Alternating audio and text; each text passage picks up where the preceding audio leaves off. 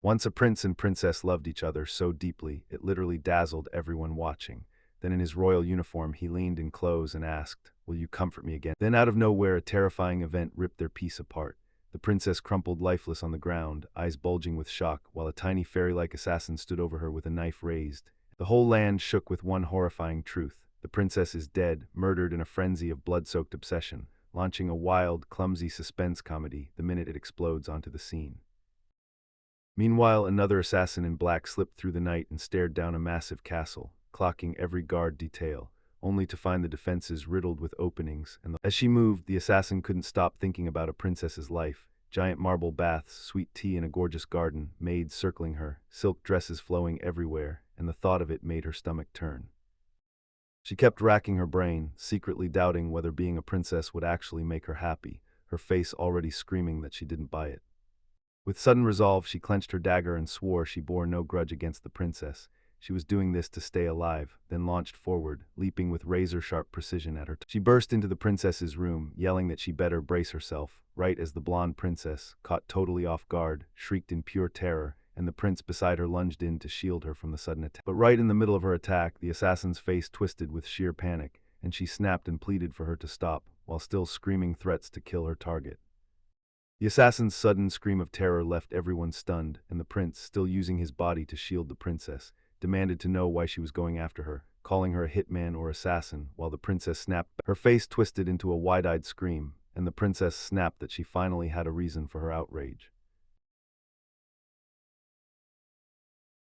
The prince clocked the princess's rage spiking and realized her bloodlust wasn't playing around. She was dead serious about her fury, so he lunged to drag her out of immediate. Still gripping her dagger, the assassin trembled with a raging inner war, her face twisted in anguish as she swore she'd send them both to the other world, while the princess, totally oblivious, clung to the prince, shaking with fear and begging for protection. Suddenly the assassin shot forward in a blur, and the prince snapped into action. He shoved the princess down, bellowed for her to run to safety, and she screamed as the danger closed in.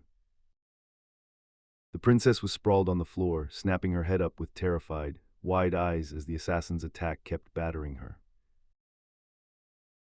After shoving the princess aside, the prince spun back to the assassin, staring her down with a sharp, questioning look.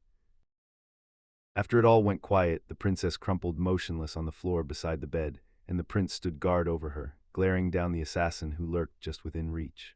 Up close, the princesses still stood there, eyes bulging and vacant, as if they'd frozen in horror or something far worse. With horror and pure fury twisting his face, the prince screamed that the unseen killer had murdered the princess, demanding to know, right now, who was responsible. Panic slammed into him and he blurted, "What do I do?" As the truth hit like a truck, this was serious, no joke, until a voice inside him demanded, "Turn yourself in." Panic gripped him as the truth finally landed. If the princess was truly gone, then the blame wasn't anyone else's, it was all on him.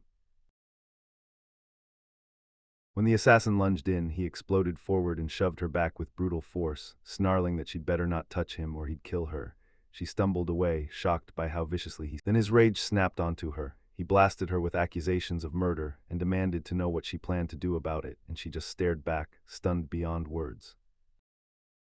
A wild, desperate idea lit up in his head. He blurted out whether she knew how to pull off disguises, since assassins always seemed... With sheer panic turned to resolve, he snapped that she was going to be the princess now, so she'd better disguise herself and step into the royal role, while the assassin's face crumpled into pure shock and terror. She shoved him back, demanded to know why he'd hit her, and snapped that someone like her could never ever be a princess. But then an old, secret dream flickered in her head, the one from her childhood. She jabbed a finger at the blonde princess who still lay there, daring him to tell her he felt no sadness, when he'd been broken with grief just moments ago. He shot back, snapped that she wasn't the victim, accused her of lying, and then finally admitted he'd never liked how the princess kept pushing herself on him. The assassin snapped that her job was done and started to leave, brushing off his begging. Then he panicked and pleaded for her to pose as the princess, because if anyone ever learned she'd really been killed, he knew he'd get murdered.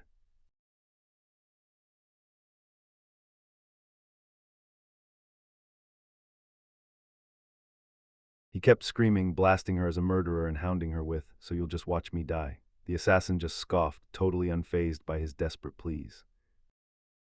She spun away from him and headed out, smugly claiming she just saved him time. Then with one last sharp goodbye she snapped, "Murderer," right back at him. As she headed for the balcony, he barked out a challenge, asking if she'd spent her whole life as an assassin. And the moment those words hit, she froze. He shoved his argument forward with raw intensity, saying this was the turning point of her life, then laid out the choice right to her face. Stay an assassin or step into the throne. As his words hit her like lightning, and before she knew it, she was out on the balcony, heart pounding, blushing hard as she blurted to herself, "Could I really become a princess?"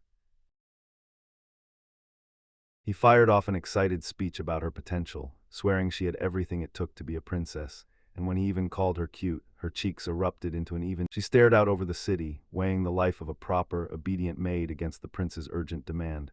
This was her shot to rewrite her destiny, and all she had to do was say yes.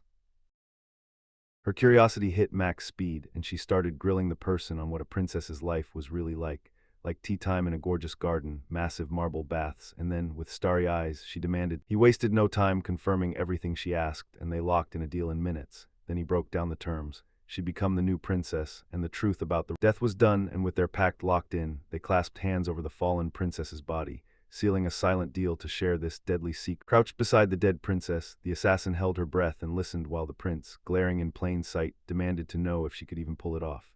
Then she waved. Her face instantly snapped into pure annoyance when the prince, out of frame, mistakenly called her princess, and she snapped back fast, correcting him and declaring she was no royal. Seconds later, she burst out into the forest and started carving a grave with relentless focus, her shovel scraping through the night like a warning in the dark.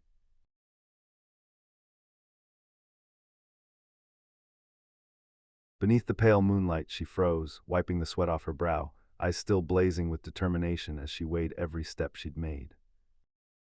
She then realized at least this rough burial kept the princess's body safe from wild dogs, and she let out a quiet apology for not giving her a proper tombstone. With the shovel in hand, she stepped away from the fresh earth and shot the deceased princess one final goodbye, begging her to finally, peacefully rest. She kept trudging alone through the pitch-black forest, and the only thing breaking the silence was the thud of her footsteps.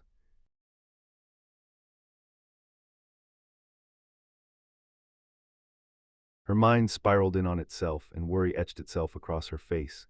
Could anyone ever forgive what she'd done as an assassin, the way she'd treated human lives? When she finally slipped back into the room, she declared to the prince that the princess was laid to rest and the burial was done, arms thrown wide like it was finished for good.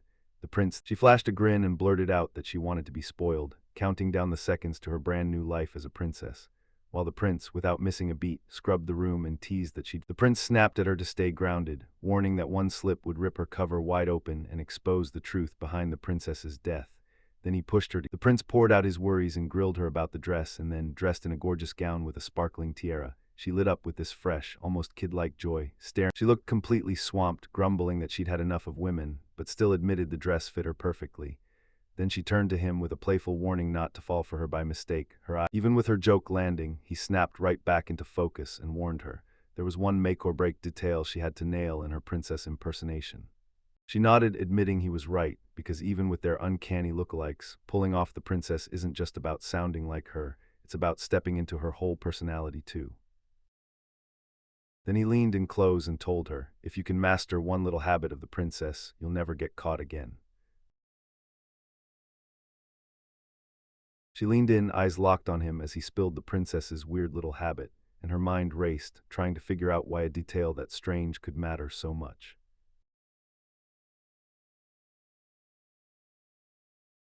The prince's words painted a crystal-clear vision of the true princess, so loving it hurt. She kept calling his name with hearts blazing in her eyes, begging for the nights. When she heard that, she jerked back in pure shock, snapping, "Are you really expecting me to court you in public like that?" And then she blurted that the princess was absolutely out of her mind. He was completely wiped out, and he admitted that all the princess's non-stop demands had cooked his nerves into neurosis, especially since she turned even scarier at night. And then, still wearing the princess's body, she froze and listened as the prince laid out the mission. She had to play the part and flirt with him in public. She jerked back at once, shouting that the mission was dead in the water and that she was quitting, so the prince, stunned, demanded to know if she really meant it. Frustration kept building inside her as she questioned, was this really the princess's dream? Was the tiara and dress even enough when her princess life had barely started? The prince snapped that she needed to say something sweet, just for show, so she wouldn't take it the wrong way, and she only groaned back, still wrestling with the words. Then he snapped that she needed to pour more feeling into her words, calling out how she seemed to enjoy every second of it. So she froze, cheeks blazing, and stammered a shaky, "Love you." She snapped out of nowhere, yanked a dagger, and charged him, screaming that nobody would ever fall for trash like him, and that the real princess was way more obsessed. He dodged, staring at her like he couldn't believe what just happened. Moments later, under the pale moonlight, the assassin realized she'd been shoved into a deep hole, her disguise already ripped away, and from above the prince shouted her name over and over, every word dripping with his hand, faintly glowing, plunged into the darkness as he kept calling her name, still that same chilling, sweet endearment. Dirt clung to her as the assassin strained to haul herself up from the hole, eyes blazing wide with raw fear and total confusion. She finally hauled herself upright inside the pit, blinked in pure confusion, and scanned her surroundings like, "Where am I?" She clawed her way back to consciousness, head foggy and bones screaming, and when she blinked her eyes open, she saw herself sprawled in dirt, streaked with what looked like. Still rattled and dizzy, she stumbled into a dark, creeping forest, alone. Then a furious, possessive rage hit like a storm as she demanded where the prince went, convinced he'd ditched her. Rage ripped through her the moment she pictured his betrayal, her eyes blazing with terrifying focus, and that unsaid promise of her wrath. On the palace balcony, the prince faced her with a cool voice that still felt like a trap, flipping the script to show he owned everything, her life included, and then he dropped the truth. She snapped into a full-on rage, yanking his shirt in a white-knuckle grip, her face twisted with fury as she spat out a chilling warning. One more betrayal and she'll come for him. Rage surged through her as she pressed a knife to the fairy assassin's throat, watching fear spiral, then flat-out promised that betrayal ends in death, and that she— The ex-assassin, somehow now a princess, snapped awake in a lavish bed, blinking through grogginess while a sly grin lit up her face, a wild contrast to the stealth and danger light. She jolted upright, long hair spilling over her shoulders, and stared at the grand window as a quiet spark of wonder ignited inside her. The truth hit like lightning, she really was the princess, and her eyes blew wide with pure, sparkling joy at the glamorous life that suddenly became hers.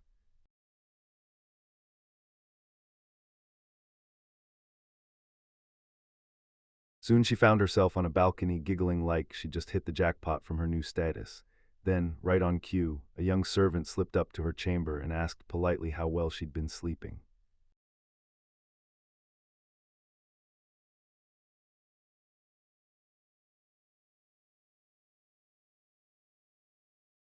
Decked out in a royal dress and a glittering tiara, the princess leaned over the balcony like it was a stage, declaring she'd conquered life, and that she'd never stop adoring a pampered existence. The servant, clearly fed up, snapped at her to rein in her recklessness and keep her voice down, because he feared someone would overhear what she really was. Yet she snapped her head toward him, fury igniting as she said her help wasn't a favor. It was something she had to do, and she ripped into him for bringing— As her furious rant kept rolling, the servant finally steadied himself and said it was kind of a relief that she could just enjoy pretending to be the princess, like she didn't. In the grand residence, a maid trudged down a hallway, yawning hard, still cursing the late night she spent buried in a mystery novel, because that habit always left her wiped out. She yawned so hard her eyes felt like they were glued shut, then finally admitted to herself she needed an early night, like right now. The second she cracked the door open, a gasp tore out of her mouth. There was the princess, sprawled over the servant, fist cocked like she was about to strike, pure fury burning on her face as she screamed.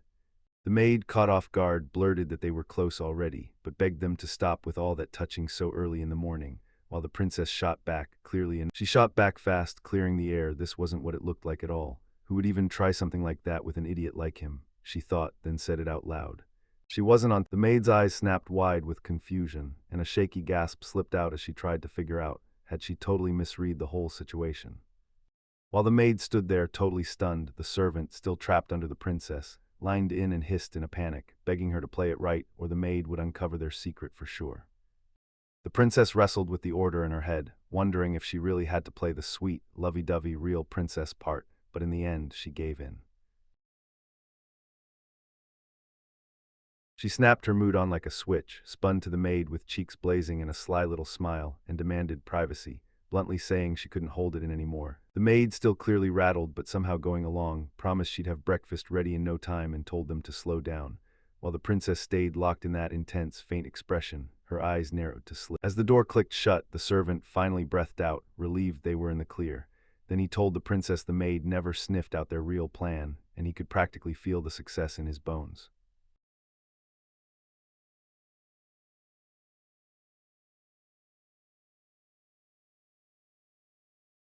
He frantically tried to soothe the princess, but her screams of terror tore through the air as she insisted she couldn't take the torture any longer. As her outburst kept ripping through the room, the maid finally showed up, breathless and apologizing for the delay, and the princess, still visibly seething, declared she was done, announcing she was. Moments later, everything flipped. She went from tense to totally thrilled, scarfing down her meal and blurting that being a princess was the best life ever, while the servant just stared in weary relief like, thank goodness. He let out a shaky sigh of relief and asked if she felt better, and she nodded, lying through a smile, because deep down she'd gladly murder the princess again and again, just to keep eating. The servant soon realized their lovey-dovey routine was becoming a total grind, but she shot back with a smug grin that being a princess made everything feel like pure bliss. He snapped a warning, telling her not to drop her guard, because they'd barely managed to cover their tracks, and she stared back at him, completely confused.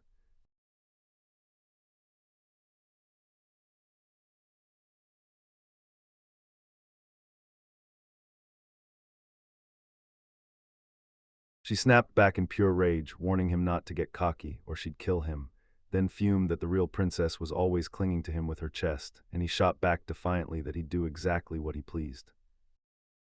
Right when her peak finally hit, she shoved him hard and he went sprawling. Then the maid burst into the room, eyes wide, gasping, and immediately offered to clean up their mess.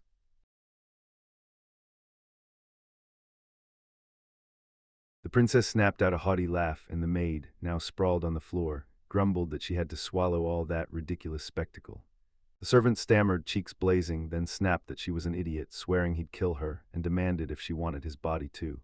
The princess shrugged like she had no idea. The princess kept up her perfect act and strolled out arm in arm with the servant, and as they headed away, the maid from a distance smiled and shouted, "Don't you two get careless." As they walked, a weird pressure clawed at her chest, and she couldn't stop wondering, did the servant feel anything too, being this close to her?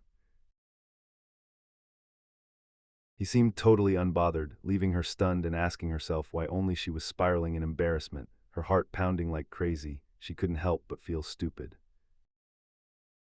He stared at the whole mess and couldn't help but laugh at the irony, because he used to worship that princess and now he's been dragged into this ridiculous charade with her. She seethed as his silence drove her up the wall, trapped in that suffocating closeness, and demanded he finally get off her, while he shot back that they were supposed to be a married couple. She snapped that with a sharp huff, she shoved off and left him trailing behind as they pushed deeper into the woods.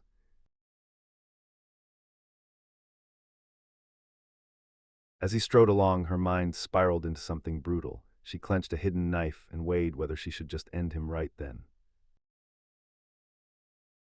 While he stared inward, it hit him like a punch. His calm, unbothered act wasn't really nothing. It was fueled by an old, burning hatred for women, and now he finally saw where it all traced. As they pushed deeper into the forest, she snapped, asking where he'd buried the princess. So sudden it hit him like a punch, leaving him staring at her, totally thrown by the eerie question. Moments later, they were staring down at a freshly dug, empty grave. Someone had just been buried there, and both of them froze in stunned silence. He gawked into the empty grave, his thoughts spinning at the impossible sight, while the princess beside him asked, way too casually, if wild dogs had dug the body back up. With her eyes blazing like she was pretending to gasp, the princess swore the buried one was dead for sure, only for the guy, still stunned by what he'd just uncovered, to choke on. Suddenly a voice ripped through the forest. Out of the trees stepped a woman with long, light hair and a ragged dress, her eyes blazing with something unsettling. She called out to him like she'd been waiting all along, swore she'd finally found him, then spilled her loneliness and demanded comfort, and the princess beside him watched the whole thing, going from barely there shock to real, pounding alarm. The moment that mysterious woman appeared, she locked eyes with the princess and demanded who she really was, why she dressed the same way, while her grin stretched too. As the tension skyrocketed, the princess beside him smirked like she owned the moment, slamming her claim down with total confidence, while the princess's smirk snapped into a vicious grin as she whipped out a hidden knife, swearing she'd finally end her rival for good. So stunned she couldn't believe. That deranged woman, acting like danger wasn't even there, kept grilling the princess about her motives, demanding to know if she was hunting the prince, and the princess froze, thrown off. Out of nowhere, the deranged woman lunged at them, eyes blazing with a terrifying possessiveness as she screamed, "The prince is mine." That deranged woman shot forward with terrifying speed, her shredded dress and wild long hair whipping through the air as she struck, while the princess barely dodged the strike, clocked the woman's insane speed, and realized this wasn't something a normal princess could ever pull off, not even close. Shock hit her, but she clamped down on her knife anyway, ready to smash back the next move the deranged fighter threw at her. She shrieked with eyes bulging in terror as the deranged princess shot forward, driving a blade straight into her chest, so fast and vicious that the poor current princess was left staggering, shocked by the sheer force of the attack. Moments later, the servant froze in disbelief, staring at what he'd just seen. The deranged princess sprawled on the ground, unmoving, her body branded with a brutal wound, and he couldn't shake the chilling question. Was she really gone for good? He stared in shock as the current princess marched up to the fallen girl, practically sputtering with frustration, groaning that she'd have to bury that deranged princess all over again. The deranged princess, battered and bleeding, still dragged herself upright, slow, deliberate, unstoppable, and insisted she felt no pain and no drowsiness, claiming everything had felt wrong since she woke. Meanwhile, the servant clung to the real princess, guarding her with her life. While the deranged princess kept forcing herself upright, the real princess, cradled by a servant, demanded who she was, snapping that the woman in front of them looked more like a monster than royalty, all while the deranged princess, unseen, slid a tiny knife out from her ragged dress. With a chilling, broken smile spread across her face, the deranged princess clamped a knife to her chest and snapped that she was freezing, begging someone to hurry and warm her with their body, while her gaze locked onto the servant as she hissed like it was a secret prince. What? Now dressed in something simple, the princess faced the prince and swore she felt no pain and didn't need sleep. Then she shook, confessed she was freezing, and begged him to hold her close and warm her in his arms, while the prince stared back with a wary look. She leaned in so close that her wide eyes locked onto him, begging like her life depended on it, chanting "My prince" with desperate urgency until he finally heard her request. His terror hit like a wave as he screamed that he'd never go back to that life again, and the princess, now in a shining tiara, cut in with a stern order for him to calm down.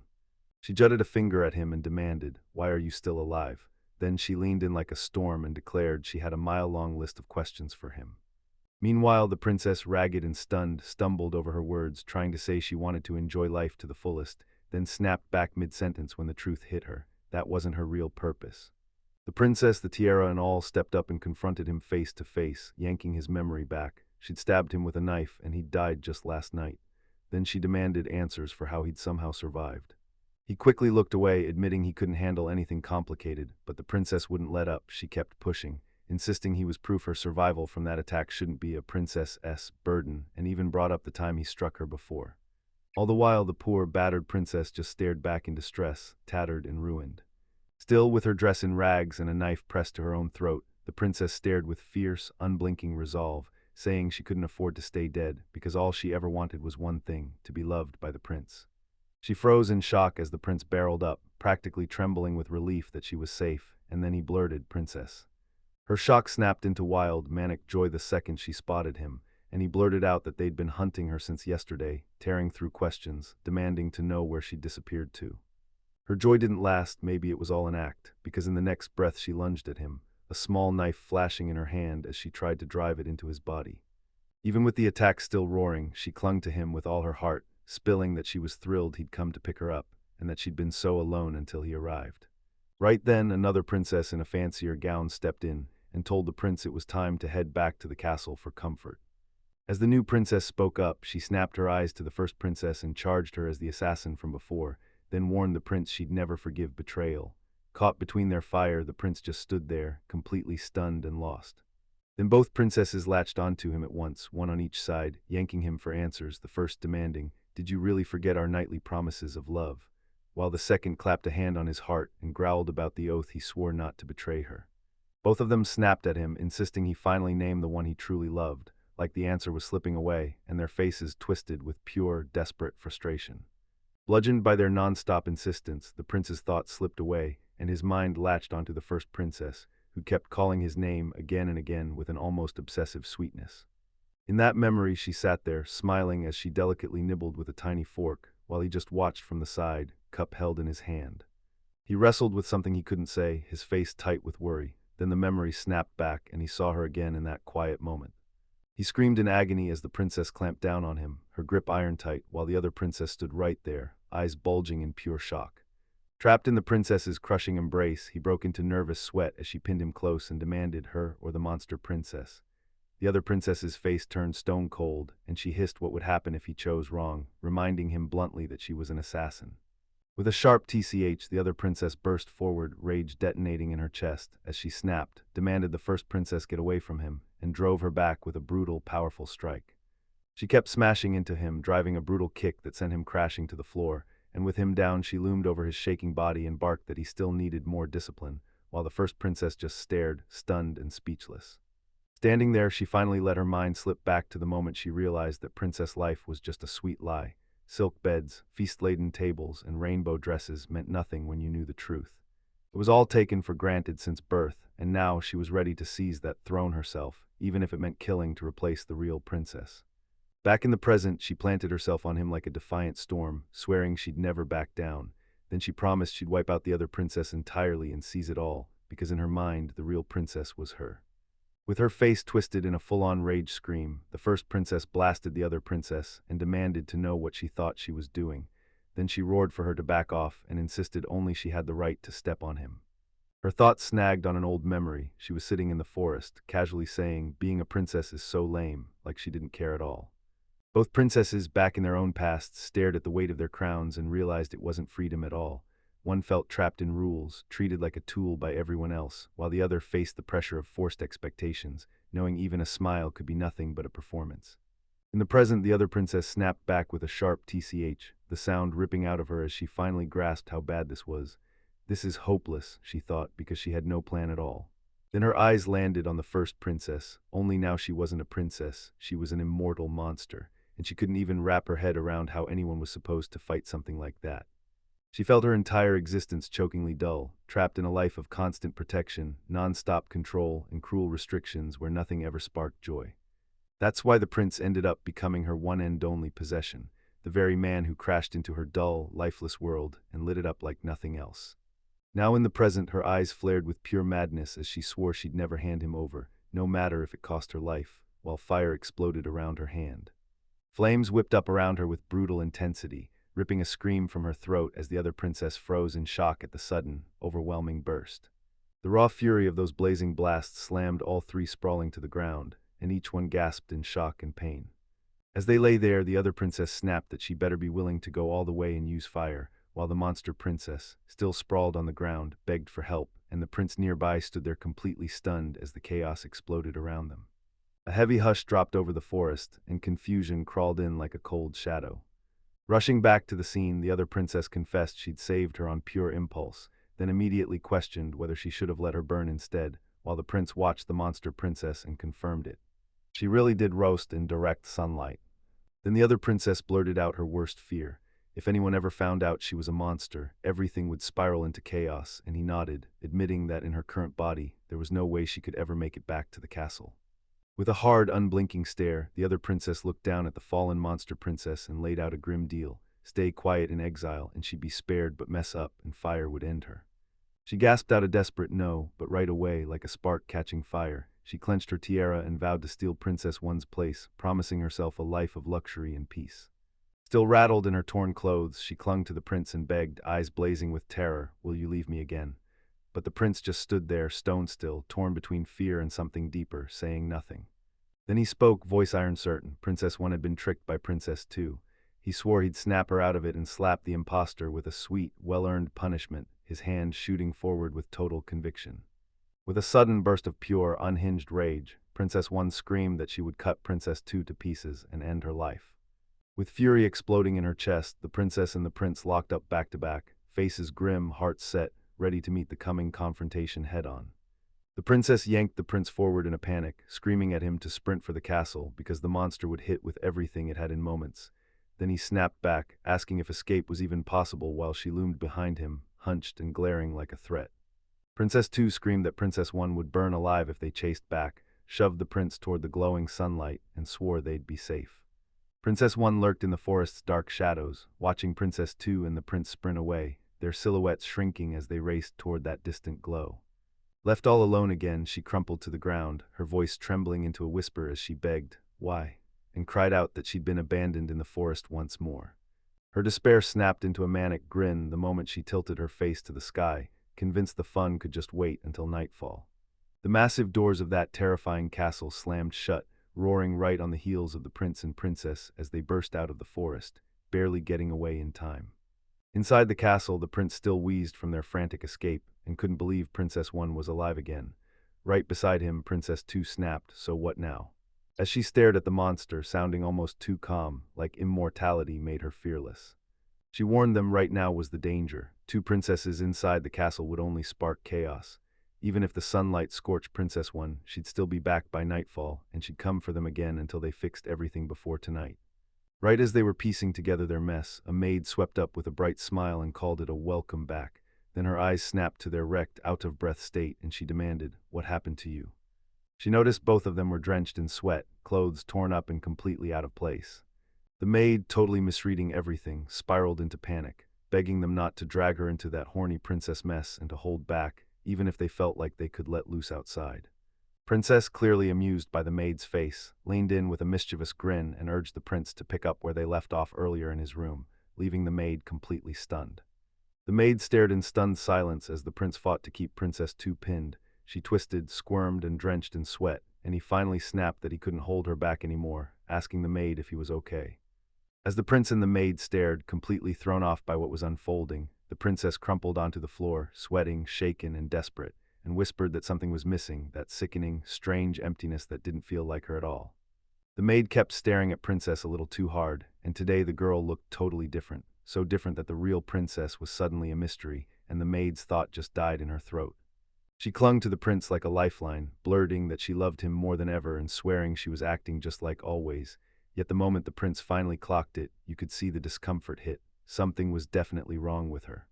Still held tightly by the princess, and when the maid suddenly cut in, asking why they hadn't kissed yet, the prince snapped into shock and the maid declared, "Today you kiss," leaving the prince and princess frozen in stunned silence. In a towering hallway, a maid spies the prince and princess locked in a tight embrace, and the words they just exchanged snap her into disbelief. Her face hardens as she demands answers, shocking them both. She fires off the question again, glaring like, "Did you really not hear me?" The princess is still cradled in her arms, eyes blown wide with shock, blurting, "I haven't done it yet," and snapping, "So what are you saying, maid?" "What do you mean?" The maid leans in, presses a finger to her lips, eyes blazing, and declares her deduction. "Yeah, they still haven't kissed." The princess jerks back in sheer horror the second someone brings up a kiss, especially out in public, while the prince turns beet red, just as rattled. Meanwhile, the maid doesn't even blink and asks deadpan what they're talking about. The maid calls it out, if anyone's throwing PDA in public, it's the princess, because the other onlookers are reacting to the couple's embrace, and the princess can only groan, pure exasperation. The princess snaps that flirting and kissing aren't even in the same universe. Kissing is on a whole other level of intimacy, while the prince looks visibly rattled and hurt. She keeps firing off her heated speech, insisting a kiss is nothing more than skin brushing skin, or a little mucous membrane drama, and then she turns on the prince, claiming he's gone numb to it all because of her. The princess grips the prince so tight her face twists with rage and embarrassment, swearing she's the only one drowning in this crushing shame, then declaring that horny princess has permanently warped what the prince thinks intimacy even is. She flinched away from the prince, her face burning with embarrassment and pure panic, while the maid watched, stunned that her reaction felt so out of character, then blurted why she couldn't just kiss him like normal. Exasperated and fed up, the prince grudgingly agreed to move forward, even though every second screamed hesitation. Meanwhile, the maid just stared, stunned, wondering if this really was the princess, until the princess, cheeks burning, shot back that she wouldn't flee, but confessed she didn't know how to kiss, so she ordered the prince to take the lead. The prince hesitated, so she snapped, urging him to move. Then she immediately apologized the moment he muttered his quick protest. He shoved her away and snapped, furious, saying it was always the other princess who started their kisses. After watching it flop, Same doubled down, snapping that a real princess would never act like that. She jabbed a finger at the girl and declared the truth. The fact she couldn't kiss meant Same's hunch was right. This person wasn't the real princess. With a sudden lurch, the princess yanked the prince into a tight embrace, her back pressed against the maid as the maid stared, eyes blown wide in shocked disbelief. The princess's eyes went dark as their faces closed in so fast the maid's breath caught in pure, stunned shock. Still trapped in the princess's warm embrace, the prince flicked his eyes toward the maid and demanded to know if she was still there, only to hear her blurt out a startled, drawn-out gasp. With cheeks flushed and eyes sparking, the princess blurted out that she couldn't keep her overflowing desire bottled up anymore. As the prince and princess strode off, the princess clung to his arm like it was lifeline, and the maid was left in the dust, stunned, offering a shaky apology while she kept staring in disbelief, wondering if that perverted princess could really pull a stunt like this, and then spiraling into the terrifying thought that her earlier guess might have been wrong. She weighed her deduction like a blade, because if this were a mystery novel, the real princess would have been cut down, and a sly impostor would have slid right into her throne. With that thought, she bolted down the long corridor, leaving the prince and the other princesses stuck there, staring in total disbelief. He stayed perfectly still, one warm, affectionate thought of him echoing over and over inside the princess's mind. Moments later, the prince found himself lifting her up in his arms while she blushed and begged him not to notice her torn clothes, then pointed them back to their room, so he gave a shaky nod and agreed. He kept racking his brain, demanding answers about what was really going on, and whether her sudden, dramatic change, sparked by a kiss, was just some flawless act. They finally crashed back into the room, Prince still totally baffled as she clung to him like she wouldn't let go. Damn, then out of nowhere, a surge of raw strength kicked in and she shoved him hard, sending him staggering back like he'd just been hit by lightning. The prince rocketed through the air, blasting across the room on her thunderous shove. He slammed onto a nearby bed, howling in agony, while she towered over him and stared him down like it was her very first time. Still reeling from the blow, he snapped at her that she was worse than an assassin, cold as ice, only for her to smirk and say that for an assassin, he was weirdly delicate. She sprawled on the bed, cheeks burning, while he pushed her to show him some sympathy, like, hey, they're both in this together. But she jolted upright, snapped that he was the absolute worst, even after he tried to tell her he'd done it softer than the real princess. As she shoved her face into the bed again, she wondered if this was really what an assassin looked like, because she couldn't feel a single ounce of killing intent or danger from him, and still he just stared at her, totally thrown off. Her mind snapped to a vicious warning, eyes blazing with wild intensity as she swore she'd torture and kill him the moment he even thought about betraying her, right after all she'd done, while he sweated hard, clearly shaken by her outburst with a snap of attitude, she blurted that this time they'd finish her off, talking about the monster princess, and that they only had until sunrise to make it happen. He jolted upright, completely stunned by what she just said. She snapped her focus back on him, teasing him about whether he missed his old partner, then shrugged it off, I don't care, and pressed, asking if his heart was aching. She figured he'd seen her as the finer woman, but the moment she pushed it, he snapped it down fast. Her eyes snapped wide with shock, and a blazing blush rushed across her cheeks as his unspoken feelings hit her like a thunderclap. She couldn't stop guessing how he'd react, then she watched him blurting out with a sudden, inexplicable blush. As he turned to leave, she blurted out whether he really meant they de-bathed together, and he just cut in. He was heading to the bath to cool his head.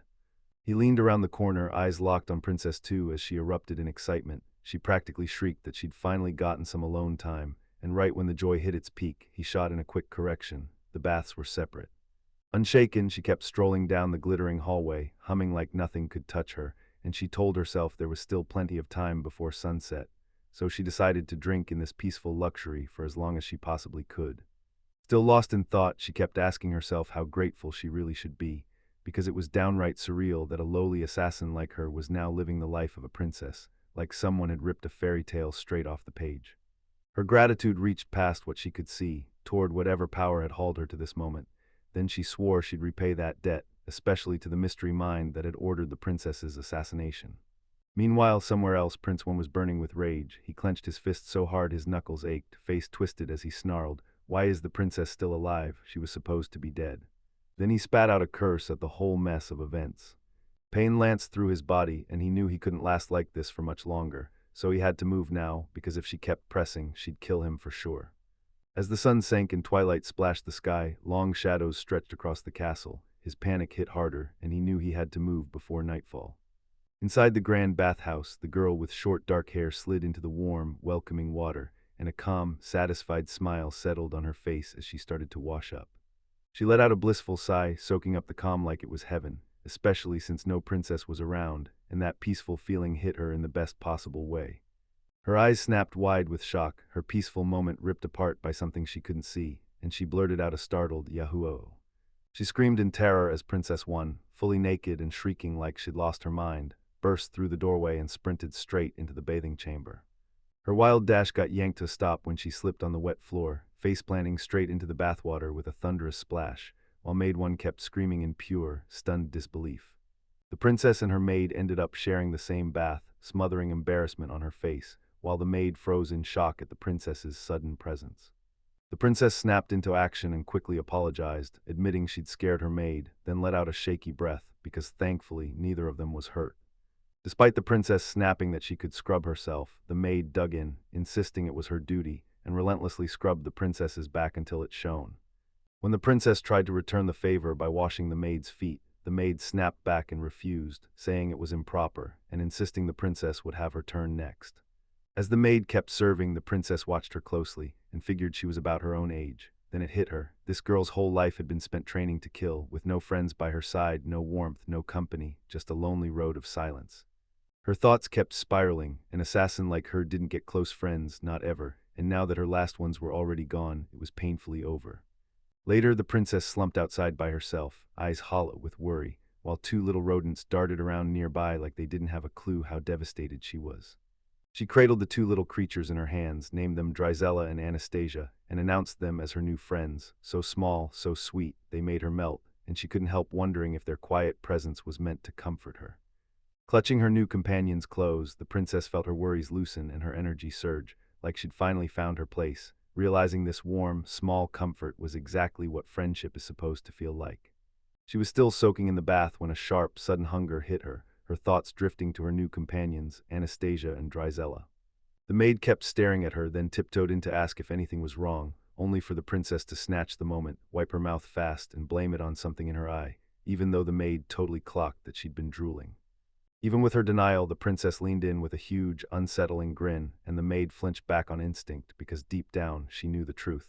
The princess really was drooling like she couldn't stop staring at her body. Then the princess imagined a whole new life, one where she sat with her maid and another princess. No more assassin shadows, just a real princess who could finally make true friends. Fantasy hit her like a bolt of pure joy, and she burst into an over-the-top smile, shouting that she wanted real human friends, then promptly drooled again into the bathwater. The maid, squirming under the princess's relentless intensity, tried to get the point across. This is all they are, two naked women in a bath, yet the princess stayed mostly hidden, only her phone cutting through the blur. No fear on her face, the princess lunged forward, grabbed the maid's wrist, and with fierce eyes demanded she wanted an even tighter bond, right as terror crashed over the maid. Overwhelmed to her core, the maid shrieked and bolted, crying that someone like her didn't belong there and that the whole thing was downright unreal. Later, alone in the bath, the maid replayed the princess's weird, non-stop behavior in her head, and that creepy, gut-deep unease wouldn't let go, like something was truly wrong and she couldn't shake the feeling. She kept spiraling over that awful thought. Was the princess really the one she swore she was, or was some imposter wearing her face? The maid had this burning need to verify it, but ice-cold terror slammed into her chest, because if she confronted a power like that, she might not survive the next heartbeat. Still soaking in the bath, she fought off her growing suspicions, because if that princess was a fake, the maid knew she had to unmask her, or everyone else would be in serious trouble. Right beside her, the real imposter princess just sat there, completely unaware. Suddenly, the princess snapped toward her and demanded, "Do you remember my name?" And the maid froze on the spot, stumbling, "My name." Panic slammed into her chest. Was this a trick, a riddle, or did this question mean she was suddenly under suspicion? Her mind raced, desperately trying to make sense of the sudden hit. The princess refused to back down, demanding the maid tell her name, her big eyes locked on her like a spotlight, while the maid stammered out shaky, stretched noises, completely unable to form a real answer. Elsewhere in the castle, the prince perched by the window, watching the sky snap and unleash a sudden downpour, brutal heavy rain that crashed against the peace that had been there just moments ago. He couldn't stop worrying about the princess, praying she wouldn't slip in the bath, then his brow snapped into a frown when he realized she'd been in there way too long. Meanwhile, another princess leaned by a window and stared into the stormy night, her nerves crawling. She admitted she couldn't sleep a wink, then swore she'd get rid of that princess soon. Back in the bath, the maid and the princess held their breath in a tense, ice-cold silence. Only the rain kept slamming down to fill the gaps. Princess's expression snapped into terror the moment it clicked, eyes going wide as distress slammed into her. The maid finally choked out a nervous laugh, scrambling to hide her blunder with, "Of course I know your name, I mean I'm the princess after all." But the princess's hurt, trembling face instantly proved the maid was way off.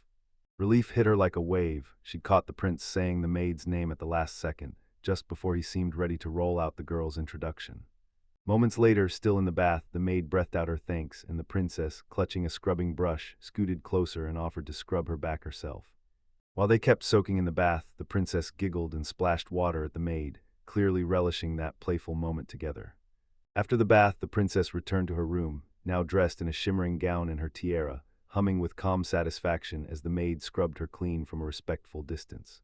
She lit up with a bright smile, saying it felt unbelievably fulfilling, and insisting that from this moment on, they needed to get along. The princess kept that delighted smile on her face, while the maid froze in total shock, completely baffled. She leaned in with total confidence and basically declared, "We're practically best friends already," because that day made them feel miles closer. But inside the maid's head, everything screamed the truth. The princess had never cared about her once, so much so that the real princess probably wouldn't even know her name. Meanwhile, deep in the castle, the prince clocked the sky turning pitch black, and the thunder started rolling like the world was warning him. He lingered by the window, brow tight with worry, and admitted to himself that something was seriously off. He recoiled in total shock, eyes bulging as disbelief hit, because the princess, dressed in those revealing undergarments, leaned up to the window and stared in with a chilling, unblinking intensity. Moments later, she burst into the room, blurted out that she was sorry she was late, then snapped that he'd better make it up to her, because he'd left her waiting too. That wild grin in her outfit only made his alarm spike even higher. The maid stared out the window, suspicion creeping in like a cold shadow, and she couldn't shake the thought that the princess she served might be a fake. She watched the princess flirt around the prince, but the shock hit. She didn't care at all, and she didn't even know his name, and that tiny detail sent a nasty unease crawling through her. Even so, a tiny doubt still snagged her confidence. Her eyes, sharpened by a lifetime of detective stories, refused to believe this was wrong, and she was sure of it, no mistake. Meanwhile, the princess, dressed in something far more daring, bounced between pure thrilled excitement and a sudden, stunned stare that snapped into wide-eyed surprise. Suddenly, she realized she was right next to the princess, like the space between them vanished in one heartbeat, and she couldn't help but gasp in shock. The maid snapped her head side to side, torn in two, as she wrestled with the question of which princess she truly loved. Still, she kept staring out the window, watching the prince stay totally clueless as everything spiraled into chaos. Then her gut screamed at her to warn him about her suspicions. Not knowing the maid was battling her own thoughts, the princess lit up. Finally, she made her first real friend, and she couldn't believe being a princess felt this fun, so she skipped off humming it to him, grinning from ear to ear. She stared into the uncertainty of it all, knowing one slip, one time her assassin identity got out, would rip her entire new life apart. Her thoughts got yanked apart by a horrifying fantasy. The maid finds out the truth and erupts in screams, calling her a lustful beast, a pervert, human trash, and a killer. That imagined outburst terrified her. Cold sweat slammed onto her brow, because the maid was her only, her very first friend, and she swore she'd never let herself reach that kind of cruel realization again. Meanwhile, the maid couldn't shake her gut feeling and peered through the window, and there it was. The prince sprawled on the floor, the princess looming over him, whispering his name and promising they were just getting started. The prince begged for forgiveness, and he couldn't help it. The maid watched the whole thing with a chilling, knowing chuckle. Her mind flashed a nightmare of the princess's real, vengeful self, crying out in horror, "I woe, you betrayed me. You'll pay for every last bit of it." Then boom, right through the palace, a piercing scream cut the air, sharp and unmistakably real. Elsewhere, the other princess, Princess 2, caught that distant shriek and immediately wondered if the prince was getting wrecked, but she shoved the thought aside, afraid it might have been the monster princess making that sound. She bolted to the window and stared out at a sky so dark and rainy it felt wrong, like the world had swallowed daylight before noon even hit, and the instant she saw it, she cursed the weather because this gloomy storm meant the monster princess couldn't be burned by sunlight. Then behind that nearby door came a frantic cry for help, and her fear snapped into certainty. The prince was in real danger. She didn't hesitate, she slammed the door and demanded answers, firing off questions about what happened and whether the prince was okay. She faced that locked door and the prince's desperate screams tore through the air. "Gaia, stop." He begged, pure terror in every word. "No, I can't. This is going to kill me." "Please, please," from the other side, and then the first princess's chilling laughter rolled out. "Oh ho, we're far from finished." Her mind raced as your tears roll and you replay those creepy words from the first princess. She gasps, "Your sobbing face is so adorable, and that messed up cheer is basically saying you'll be fine. If anyone can handle it, it's you."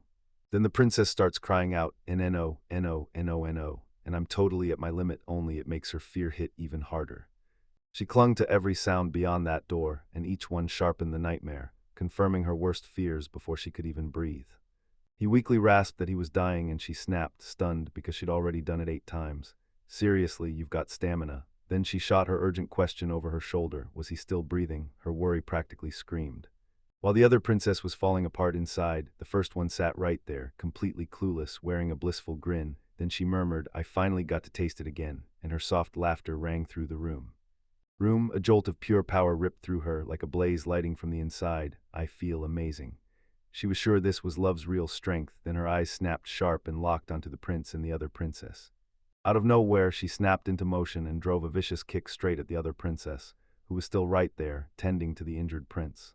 The blast launched the second princess flying across the room, and she slammed into the wall with a nasty, gut-twisting thud.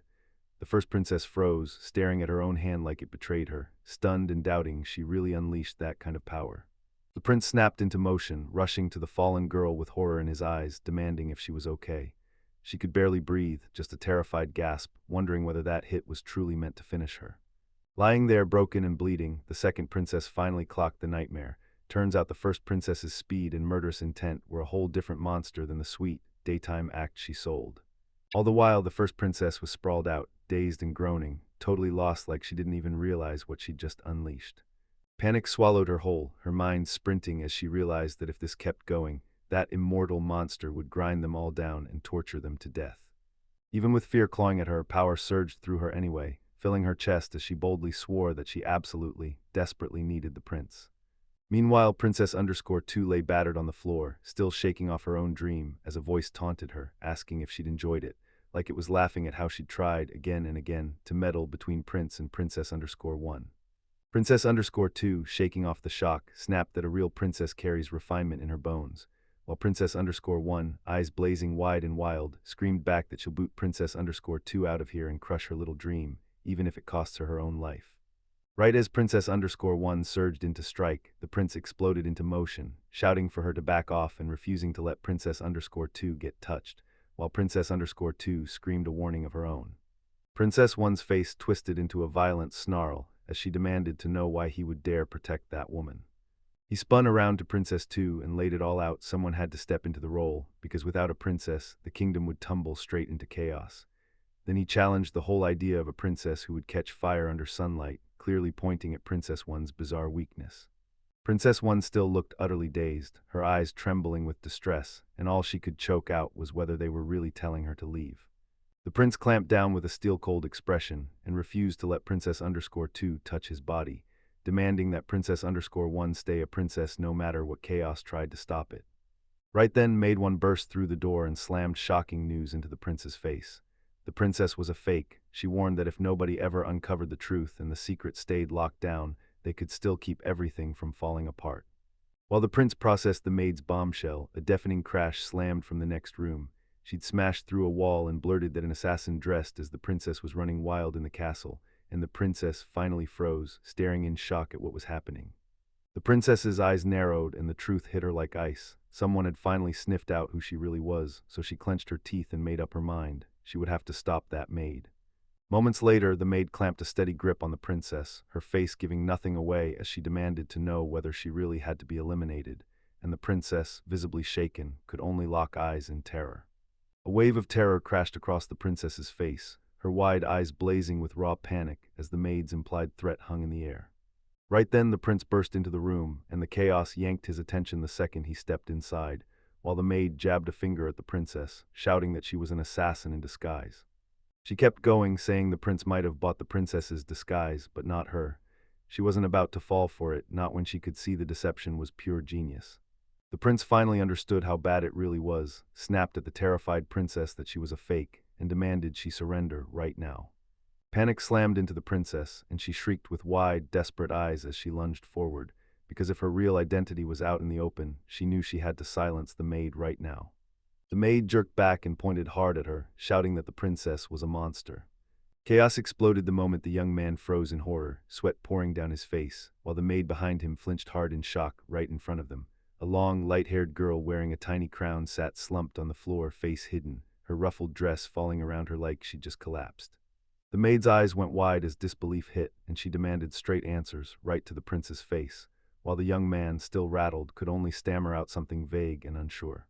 She pushed harder, voice climbing into pure accusation, demanding to know if the prince had known all along he was standing next to a fake, and her sharp stare wouldn't let up until she got the truth. Her fury snapped toward the figure on the floor. She jabbed a finger at them and demanded, with shaking intensity, who they really were. The figure on the floor, the so-called princess, finally snapped her gaze up, grim-faced with a smear of blood at her lips, and admitted her real identity was out in the open, saying it was just the truth finally getting revealed. With chilling calm, she snapped that she wasn't some princess at all, she was an assassin, and then she grinned like fixing this mess would be dead simple. The maid's eyes bulged with fresh horror as the assassin's words finally clicked. He wasn't warning them at all. He was promising to wipe them out, kill them, and keep the truth from ever spreading. A chilling, calculating thought snapped into place, recognizing the short, brand-new friendship that had just been forged, but it got brushed aside instantly, because wiping out some helpless girl would be child's play. Hard-faced and unshaking, she narrowed her eyes like a blade and made her choice. She would kill those assassins and the monster princess above all to lock in her power. Her eyes slid downward, locking onto her own reflection as she calculated exactly how to keep up the act and stay a princess. Her resolve snapped into place, and a silent vow locked into her mind: first, this girl. Even with her resolve forged in steel, her body betrayed her. She crumpled to the floor in raw despair. Damn it, what a joke. I'm an assassin, and I still can't even find the strength to move. Meanwhile, the maid saw the princess falling apart and snapped for answers, her voice sharp with panic, while the prince, watching right on the edge, stared back with wide, worried eyes. The princess, still sprawled on the floor, shot her eyes up at the prince and demanded, was he terrified the truth would finally come out? She barreled forward with that unshakable smile, promising the shaking maid she'd march her straight to hell, clean, quick, and without a single ounce of pain. The maid just gaped at her, stunned out of her mind. With a thunderous kick, the princess blasted the maid into the air. Bam, she smashed into the door and the prince froze, staring in total shock at the sudden, brutal attack. As the maid went speechless, the princess towered over her, snapping that she needed to know why she'd been getting in the way, because the princess reminded her she was the one who'd been serving her. The maid, still shaking, could only stammer her question as the prince's fury erupted and demanded answers about what was going on, and the princess just shrugged and said she had eyes for no one except him. She told herself that their tastes matched for a reason, because if everyone ever connected the dots, her death would get exposed and her fake identity would get blown wide open, and she couldn't keep lying to them anymore. She snapped that there was zero promise the maid would stay quiet, and even if someone forced her to shut up, she could still run for help afterward, so the smartest move was to get rid of her for everyone's safety. She snapped her gaze to the prince and demanded, "Don't you see it?" But he just went dead silent, his face tight, dread creeping in like a shadow. His dread exploded into a desperate cry as he shouted the maid's name, eyes blazing wide with pure horror. As he screamed, the princess' fury exploded across her face. She lunged forward, snatching at the maid with her hand, and the prince shot in to stop her, demanding what she thought she was doing. He lunged into her space, shooting straight at her, demanding if she was really still planning to play the princess. He swore he'd never fall for an imposter, calling her out as a total fake with every word. Then she stared back at him, stunned that he'd gone so direct. She snapped her eyes away, heat rushed into her cheeks, and she stammered, "It's because you're my first friend." Stunned by her barely there confession, he leaned in close and demanded she say it again. Her voice was so soft he couldn't catch a single word. Right then her smile vanished and menace took over. She dropped into a low crouch and warned him, if he kept driving her this far, she'd have to kill the maid. Right when she was about to strike, the prince lunged between them and threw his body in front of the maid, shielding her, then snapped defiantly that she was just anyone. She was his only friend, Ariel. The princess froze mid-thought, weighing his words, and then demanded, was that truly his final wish? Before he could even breathe, she shot forward, a cold grin cutting her face, murmuring, "Sleep well," right as she struck. The prince just stared, stunned as her blow landed. Rage still blazing, the princess kept hammering her assault, and while the maid, Ariel, cringed in terror, the prince clamped down protectively, standing between her and every furious strike. No matter what he did, her non-stop assault pinned him down, her hands clamped onto his arm with startling power as he fought to keep his guard up. She snarled, wondering how he could possibly survive that kind of pain, like even if he was a monster, his current spot had to be killing him. Moments later, the princess stared down at the maid, still curled up on the floor, and when the prince finally spoke, he vowed he'd grow strong enough to protect her, no matter what. His words were still hanging in the air when chains slammed onto him, heavy, brutal, and final, along with a thick wooden block that pinned his arm in place. He yanked and shouted, screaming for answers, and the princess just stared, stunned that the situation had flipped this fast. A sudden chaos explodes the moment the princess realizes she's been bound, eyes blazing with shock and offended fury, while the young man beside her freezes, stammering a confused, "What?" And the maid just stares, reeling with shock and worry. Still strapped to the floor, the princess snapped that this was her first time bound, but the knotwork felt way too practiced. The young man stared down and asked if she was okay, while the maid's mind raced over what it meant when someone like this could be tied up so skillfully. Later, with rain hammering the castle walls, the princess and her maid sank into a gloomy talk. Then the princess finally snapped, "The prince killed me." She spilled every detail of her twisted scheme. She didn't just die, she came back as a monster to hide it all, and this cursed new body had one brutal catch. Sunlight would scorch her alive. The princess snapped through her frustration, saying this limit had trapped her in a body she couldn't properly serve with anymore, so she needed a proxy to take over her duties, and she even confessed she wanted to wipe out the monster she'd become. Her face snapped cold the moment she clutched that little box, like she was already deciding, get rid of the maid first. No way she was helping an enemy. The young man's eyes went wide with panic, and he blurted, "Stop, wait," as he shot back that you can't fix problems by taking someone's life. The princess brushed off his plea and jabbed a trembling finger at the maid, snapping that she was the one who killed her. Then the maid slumped there and with a defeated nod admitted it was true. The princess locked eyes with the maid, and her surprise crashed into pure shock as the confession hit and disbelief flooded her face. The maid shot up with fresh steel in her spine and offered her full cooperation, swearing she'd guard the secret no matter what because the princess needed a stand-in, and if the truth ever spilled, the whole kingdom would tip into chaos. For the kingdom's sake, she insisted, the lie had to keep standing. She stared the princess in the eye as the girl tested her nerve. "Are you really sure you want the weight of being Ariel?" The maid didn't flinch. She swore she was committed.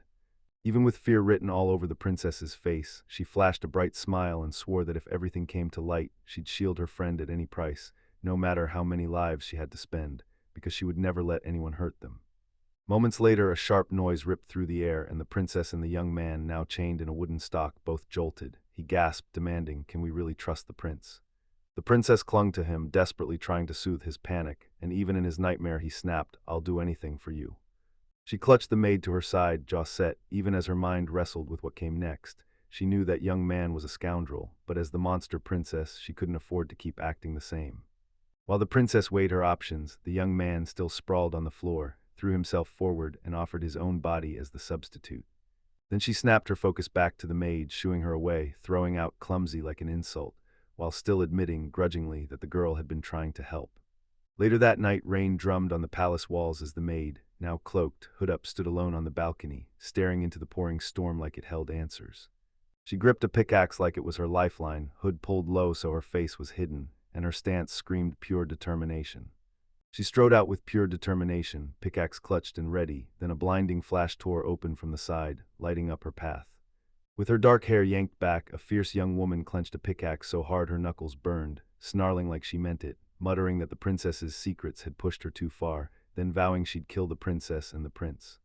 Her raging slash smashed a wooden block to splinters and the fragments skittered across the floor, while the princess watched it all, frozen with wide-eyed disbelief.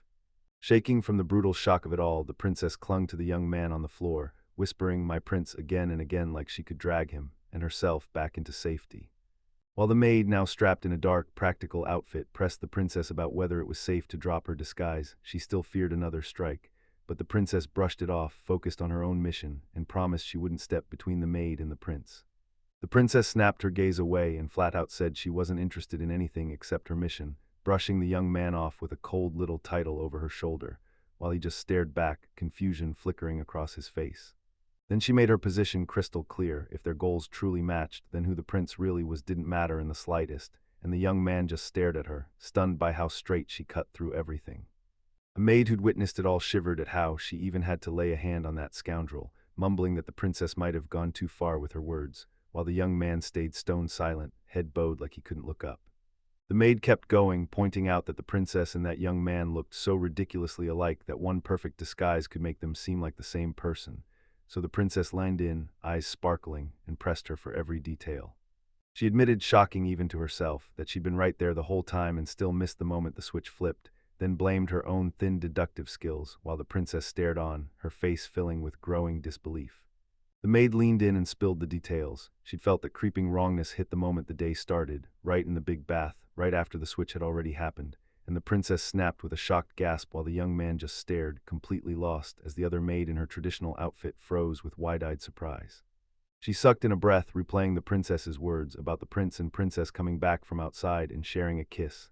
Then the princess proved it herself, saying they did the. That kiss still burned in the assassin's head, and fury exploded. She clamped down on the young man, still wearing the princess disguise, gripping him tight as she snapped, demanding to know what the kiss meant, her eyes blazing with shock and rage. While the young man fought for his life, the princess lost it, pure terrifying fury, slamming through her chamber's stone wall until it crumbled into a huge hole, and the disguised young man got dragged into the chaos and tumbled downward. The princess kept unleashing her destructive rampage, smashing through the masonry, and the maid gasped in terror as she realized the princess's fury had punched straight through the castle's very bones. She stared into the fresh-made chasm, despair carving deep into her face, and realized the prince and princess had plunged into the river below. Then one desperate question burned in her throat: what do I do now? As the maid wrestled with the disaster spilling out, the young man, back in his own clothes, showed up beside her, peering straight into the hole, asking what happened, his face twisted with confusion as he turned his question toward the prince. He kept staring into the dark, brow knotted, and muttered, "Prince Hands," like the name was a puzzle he couldn't stop solving, until something unsettling finally clicked into place. Suddenly crash, the assassin smashed through the doorway with her pickaxe raised, and the young man and the maid jerked back in terror as she shouted that hiding was pointless. She surged forward with pure menace, barking that they'd better hand over the princess right now, her rage so thick you could feel it. Then she snapped that she had zero patience, and the young man, still stunned by everything that just happened, could only blurt, "Who is that?" What? Even with her pickaxe still clenched in hand, the assassin seethed with rage, glaring hard as she snapped that everything about this was wrong and painfully irritating. The assassin, an intense young woman armed with a pickaxe, stood poised, hunting her very next target. Suddenly a wall exploded inward as the assassin tore into the room, shocking the young man and the maid. The maid snapped, "Why do you two keep getting in our way every single time?" While the young man pushed back, demanding a clear answer, anything that explains what's going on. With a chilling grin, the assassin snapped that she'd become the executioner, because that last attempt botched everything, and swore she'd see the princess die herself this time. The young man and the maid gaped in total shock as she blurted out her entire plan, like it just slipped out of her mouth. While the chaos raged far away, a raging waterfall thundered down into a sprinting river, swallowed by thick, dark forest. From the rolling water, two figures burst up, gasping and clawing at the muddy edge, scrambling to drag themselves onto dry ground, while the princess, tiara still on her head, grimaced through the pain, and the maid collapsed beside her, utterly spent. She snapped her gaze upward, eyes bulging with panic, realizing the current had yanked them way farther downstream than she ever expected, and the castle was already nothing but a tiny silhouette on the horizon. The maid, still barely able to move, hissed that they only lived by pure luck, and she'd rather they'd been left to die. But the princess snapped back with a razor-sharp glare, calling out her maid's defeatist talk. The princess, pure fire at this point, snapped that the maid had struck her again and demanded to know what she thought she was saying, because she was a princess, and that kind of mudcat behavior was unforgivable. The maid, just as furious, screamed right back, flat out denying the whole accusation.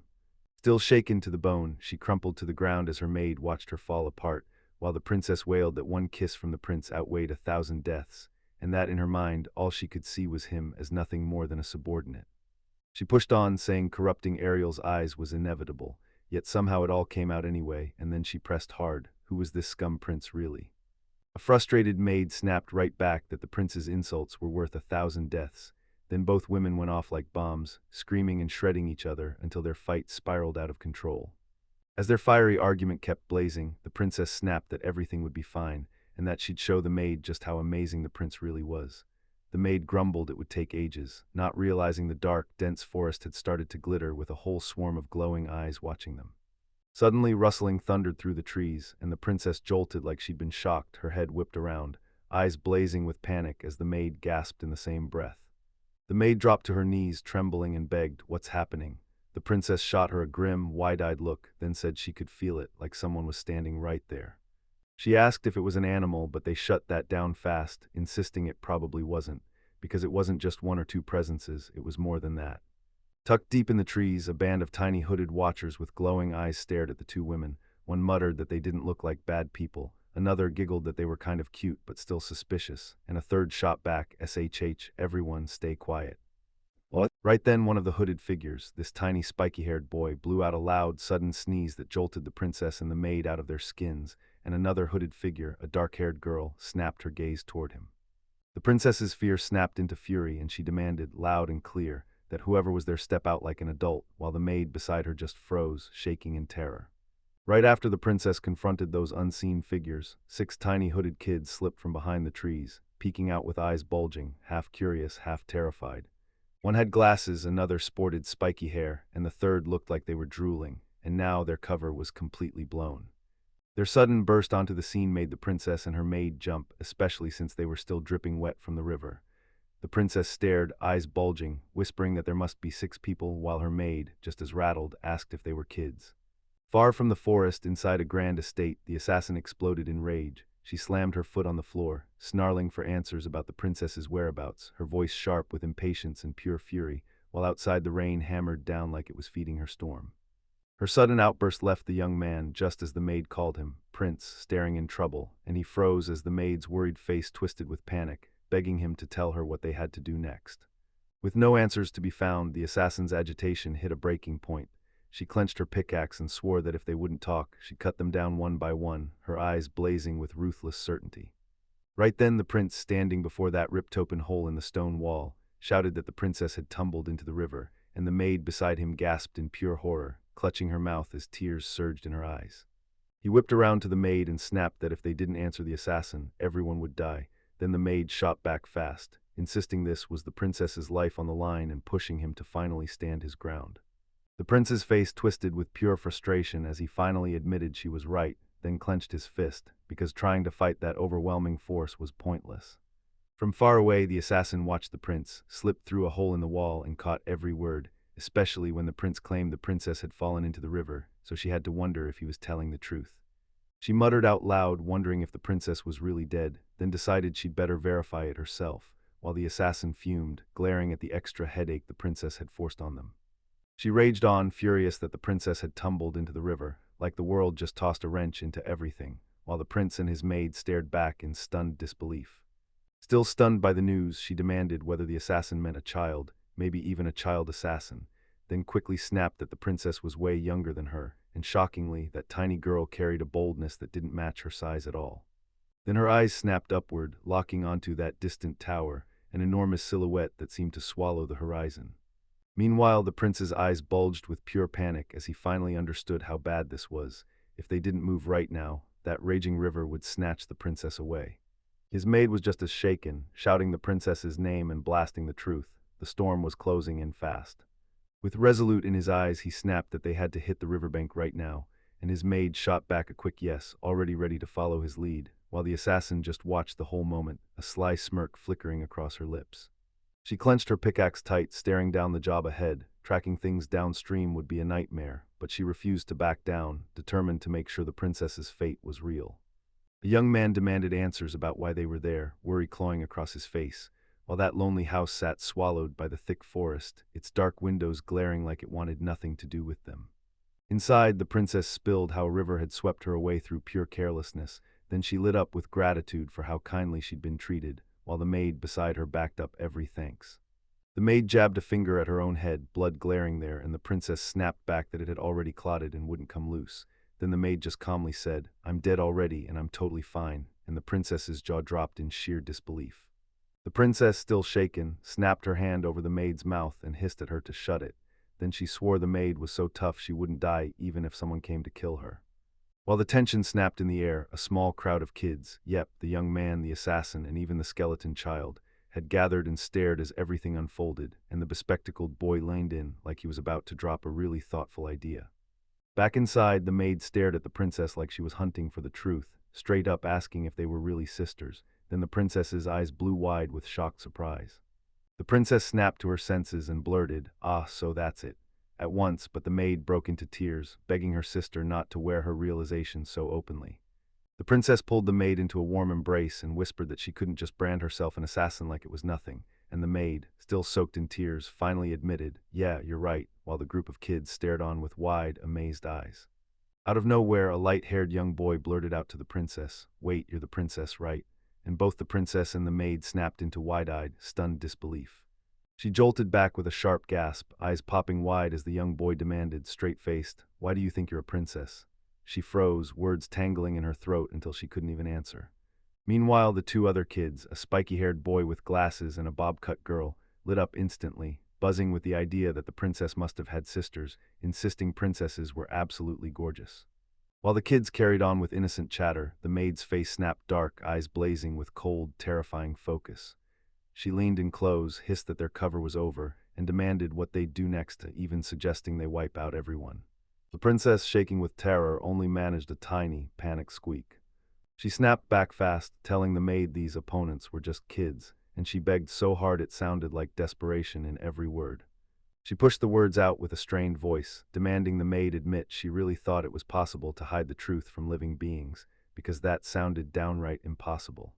Even as she protested, the maid wouldn't look away, her eyes locked on her task while her mind raced, wondering if kicking off a fight right here was really the smartest move. Meanwhile, two other kids, a girl with short dark hair and a boy with light spiky hair, buzzed with excitement, trading proof and whispers until they were absolutely sure the princess was real. The spiky-haired boy from before stepped up, his face suddenly dark with purpose, and demanded, right to the princess, whether any adults were around, insisting with total certainty that there weren't any at all. The princess clutched the maid's arm and stared in stunned disbelief, eyes bulging at how these kids were really living. Her mind spun as the truth hit. These kids were living on their own, with not a single adult in sight. All she could manage was a stunned yes to his earlier question. With everyone gathered, the kids spilled how they lived together. One girl said they all got along, teaming up and roaming the forest as they played, and another swore that as long as they had their home, they'd be okay. Even the little skeleton child rested peacefully right there among them. She sat there staring at the kids and couldn't stop herself from blurting, how could such innocent souls get stuck with something as ruthless as an assassin's fate? Then she went even further, maybe she should handle it instead, and the maid just gave her a knowing half-smile like she'd expected that answer all along. After that first little talk, the kids kept blasting through their names, bashful, dopey, sneezy, sleepy, happy, and document, when the assassin who'd been sitting in their midst finally cut in and said, "There's one more, and she always shows up with her pickaxe." What? Meanwhile, deep in the forest, the assassin tore through the underbrush, seething with irritation. She snapped out questions about the princess's location, furious that this whole mission had turned out to be a complete waste of time. As the hero and the maid kept trudging along, she couldn't stop herself from thinking the prince would track them, because his whole mission was to find the princess, right? So she figured if they just stayed with the river, their paths would finally collide. He replayed her earlier words, clocking that she wasn't trying to hurt anyone, yet somehow her presence and calm, controlled demeanor still sent a chill straight through him. Steadily he stepped forward and met the assassin head-on, snarling that she'd better not underestimate them. Then he made it crystal clear, if she was going to kill, do it right now, no speeches, no games. Her face twisted with pure rage, and she shot back, cursing him and swearing she'd kill him next if he so much as interfered. Then she demanded his answer, leaving him completely stunned. The maid, wide-eyed with horror, burst in on the spot, snapping that murdering people was evil and proof of the lowest scum, while he stood there, staring, trying to figure out what could possibly be driving the assassin's brutal, extreme behavior. She begged the assassin to just tell her what was going on, even offering her help and hinting she could assist, yet he shut her down cold, snapping that it had nothing to do with her. With a dismissive motion, the assassin snapped, demanding to know why she'd have to talk to them when they'd only just met, while the hero and the maid stood close by, staring at her unshakable, stone-still resolve. Hey, assassin started to slip away, but the maid snapped, calling him back because she had to talk about something big. Her face went pale with shock, and then, bam, realization hit her hard. Still stunned, the maid clung to every word as the assassin laid out his cold plan. He was going to kill the princess, and if she failed, then he'd have her head too. She clutched her pickaxe so tight her knuckles blanched, rage and desperation twisting her face as she blurted the truth. If she didn't do this, her own family would get wiped out. While the grim talk churned nearby, the princess, totally clueless, cheered to the kids about her huge dress collection, a bath big enough to fit 100 people, and best of all, her adorable maid. The kids stared at her with wide eyes and blurted out whether she had tons of money too, and the princess puffed up, proud as ever, saying it was only natural for someone royal to have that kind of wealth, while the maid sat there biting her lip, chin in hand, clearly worried. The maid couldn't shake the doubt in her gut, should she really trust strangers, especially kids she'd just met. Her expression tightened with real worry, and fear flickered right beneath the surface. Elsewhere, the princess soaked up the kids' praise, grinning as they gazed up at her like she was magic, and the maid watched the young boy who'd been completely hooked on the princess's tales, a quiet, knowing smile curling on her lips. Samed sat alone, staring at the cruel twist in her life, an assassin watching the princess get adored by every kid, like the whole world had flipped the script on what she should be. Right when her mind started racing, the hero shot her a worried look and asked the princess if she was okay, hinting a prince might show up to rescue her any minute. The princess went all flustered and blushed hard, squealing with pure joy, while the maid just stared on with a deadpan face as it all played out. Still rattled, the princess blurted out that maybe it'd be better to live with the children right here, but the maid looked completely wiped, like her body was weighed down by fever, moving sluggish and burning from the inside out. She pointed to a spot far from the castle and told her it was a place outsiders almost never dared to go, Then the princess stared back, stunned by the audacity of the idea. She violently shut down the whole idea of minding the kids, snapped that she hated it with her whole heart, and even panicked about the roof catching fire, leaving the maid staring back, stunned speechless. As she kept ranting, yapping even about the maid's face finally crumpled into silent panic, an alarm they didn't see at all, while an assassin lurked in the shadows, a knowing smirk curling on her lips like she'd heard exactly what she wanted. Elsewhere, a young man with wide, frantic eyes thrust a dark, glistening apple forward, demanding, almost pleading, "Are you hungry?" As if that one delicious bite could save him. Two women, one wearing a crown, the other with sheer panic on her face, locked eyes on a towering, ominous apple, and its surface seemed to pulse like it was breathing. Suddenly, a bunch of kids burst into view, faces twisted with terror, and one of them gripped a plain little apple like it was the reason everything went wrong. Even with fear shaking them, the kid with the apple still thrust it forward to the uncrowned woman and blurted that meeting her was an honor, yet she recoiled in terror, and the crowned woman looked at the gift like, "Sure, thanks," with suspicion lurking right under the gratitude. As the uncrowned woman desperately tried to shove the offering aside, the crowned woman grinned, almost mischievous, and snatched it up without hesitation, then told her companion to wait.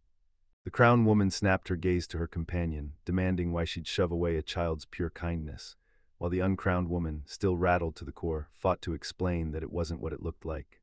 Her eyes locked onto the apple, and the uncrowned woman couldn't help blurting out that it felt shady, should they even risk using it.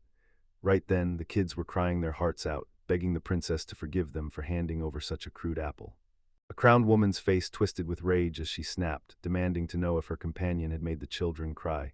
Then the uncrowned woman, trembling, finally blurted the truth. What if the apple's poisoned? Her words slammed into the air, and the moment the kids heard poison, their sobs exploded even louder, their little bodies trembling with pure terror. With the crown heavy on her head and fury boiling over, the woman snapped at her companion. How could he make the children cry and feel zero shame? Still in full panic, the uncrowned woman lunged for the apple, but the crowned woman cut in and snapped, "I'll take it," sending her companion into sheer horror. One of the kids who'd handed her the apple shoved it forward and practically begged her to bite right away, swearing she didn't have to hold back. With a huge grin, she insisted that after all they'd gone through, everyone needed to gather around and bite into the apple together, while the uncrowned woman beside her stared in pure, stunned disbelief. As the crowned woman lifted the apple to her lips, her companion screamed. Then her hands looked like they were exploding into shards as she desperately tried to stop it, but nothing worked. Meanwhile, the kids who'd offered the apple just froze in place, their faces twisting in pure panic as tears poured down their cheeks. After biting into the food, the crowned woman stared down at the crying kids and demanded why they wouldn't eat, then snapped, "What's wrong with you?" Her face snapped into a furious glare, and she ordered them to eat. No hesitation, no holding back. Her harsh words only cranked the fear up to max, and every kid erupted into even louder, more frantic sobs as sweat streamed down their faces. The uncrowned woman, still shaken, muttered that the crowned woman was a real killer for taking the bait, like she'd stepped straight into a deadly trap, and the crowned woman just looked utterly dumbfounded. Still confused, the crowned woman took another bite of the apple, humming softly like she tasted destiny, while her companion stared, horrified again, eyes stretched wide. Suddenly, a brutal wave of pain slammed into her, and she crumpled to the ground, clutching her stomach as she screamed in agony, while her companion shot beside her, panicking and demanding to know what she was doing. She lay there, writhing in poison-fueled pain, and the uncrowned woman leaned over her, exasperation blazing into full-on rage. "You fool," she snapped, demanding to know how she could possibly have missed that the apple was poisoned. Meanwhile, the blonde kid with glasses, gripping a pickaxe, blurted that everything would have been better if both women had swallowed the apple, and then he snapped that since the older sister had already warned them, this mess was impossible to dodge. The uncrowned woman rose, visibly shaken, and snapped at the kids, demanding to know what they were really after, especially with them being so young. One dark-haired child wouldn't meet her eyes, mumbling something about family. Still trembling with tears, the dark-haired kid was clutched by the apple child. Then they finally cracked and confessed the real reason: money. The castle, they said, was packed with riches, and their whole scheme was to grab the princess and squeeze out a massive ransom.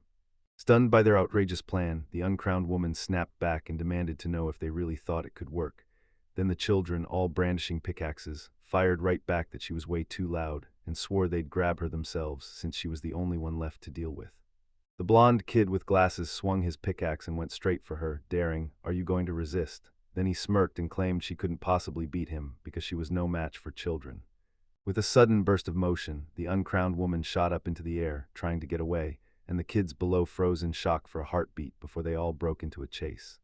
She touched down gracefully in front of the kids, her smile gone and a stern stare taking over, and she made it crystal clear.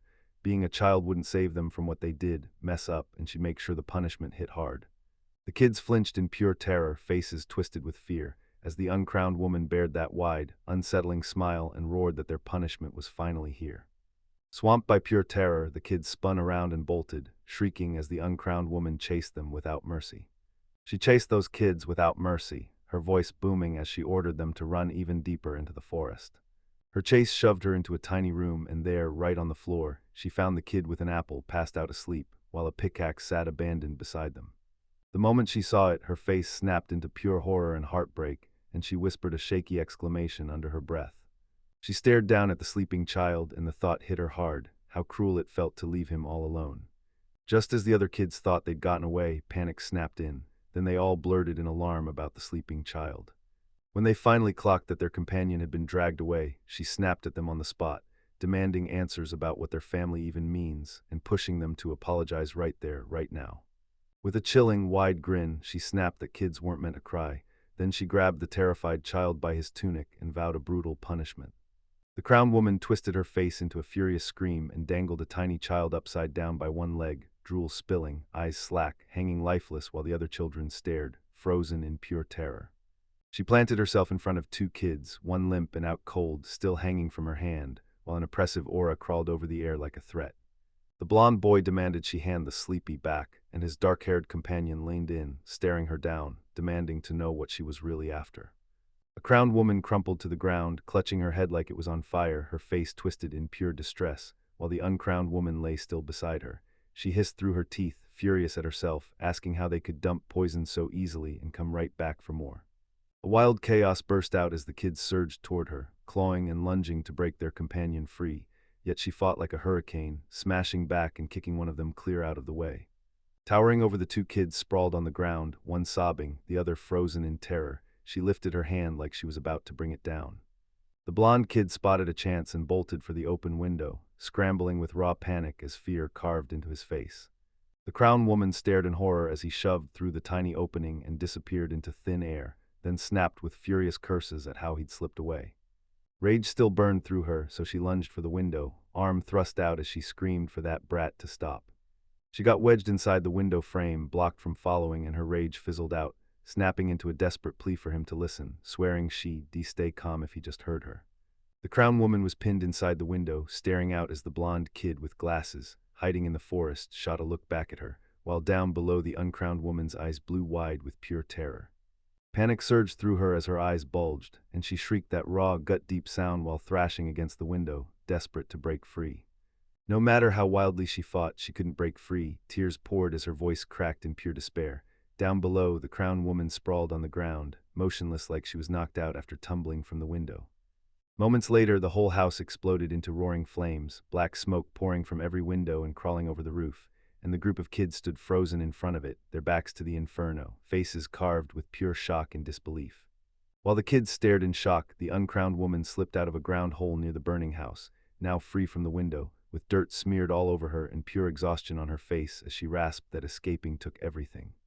Struggle tore through her as she clutched her head, cursing her broken body for stealing her freedom under the bright, unforgiving sunlight.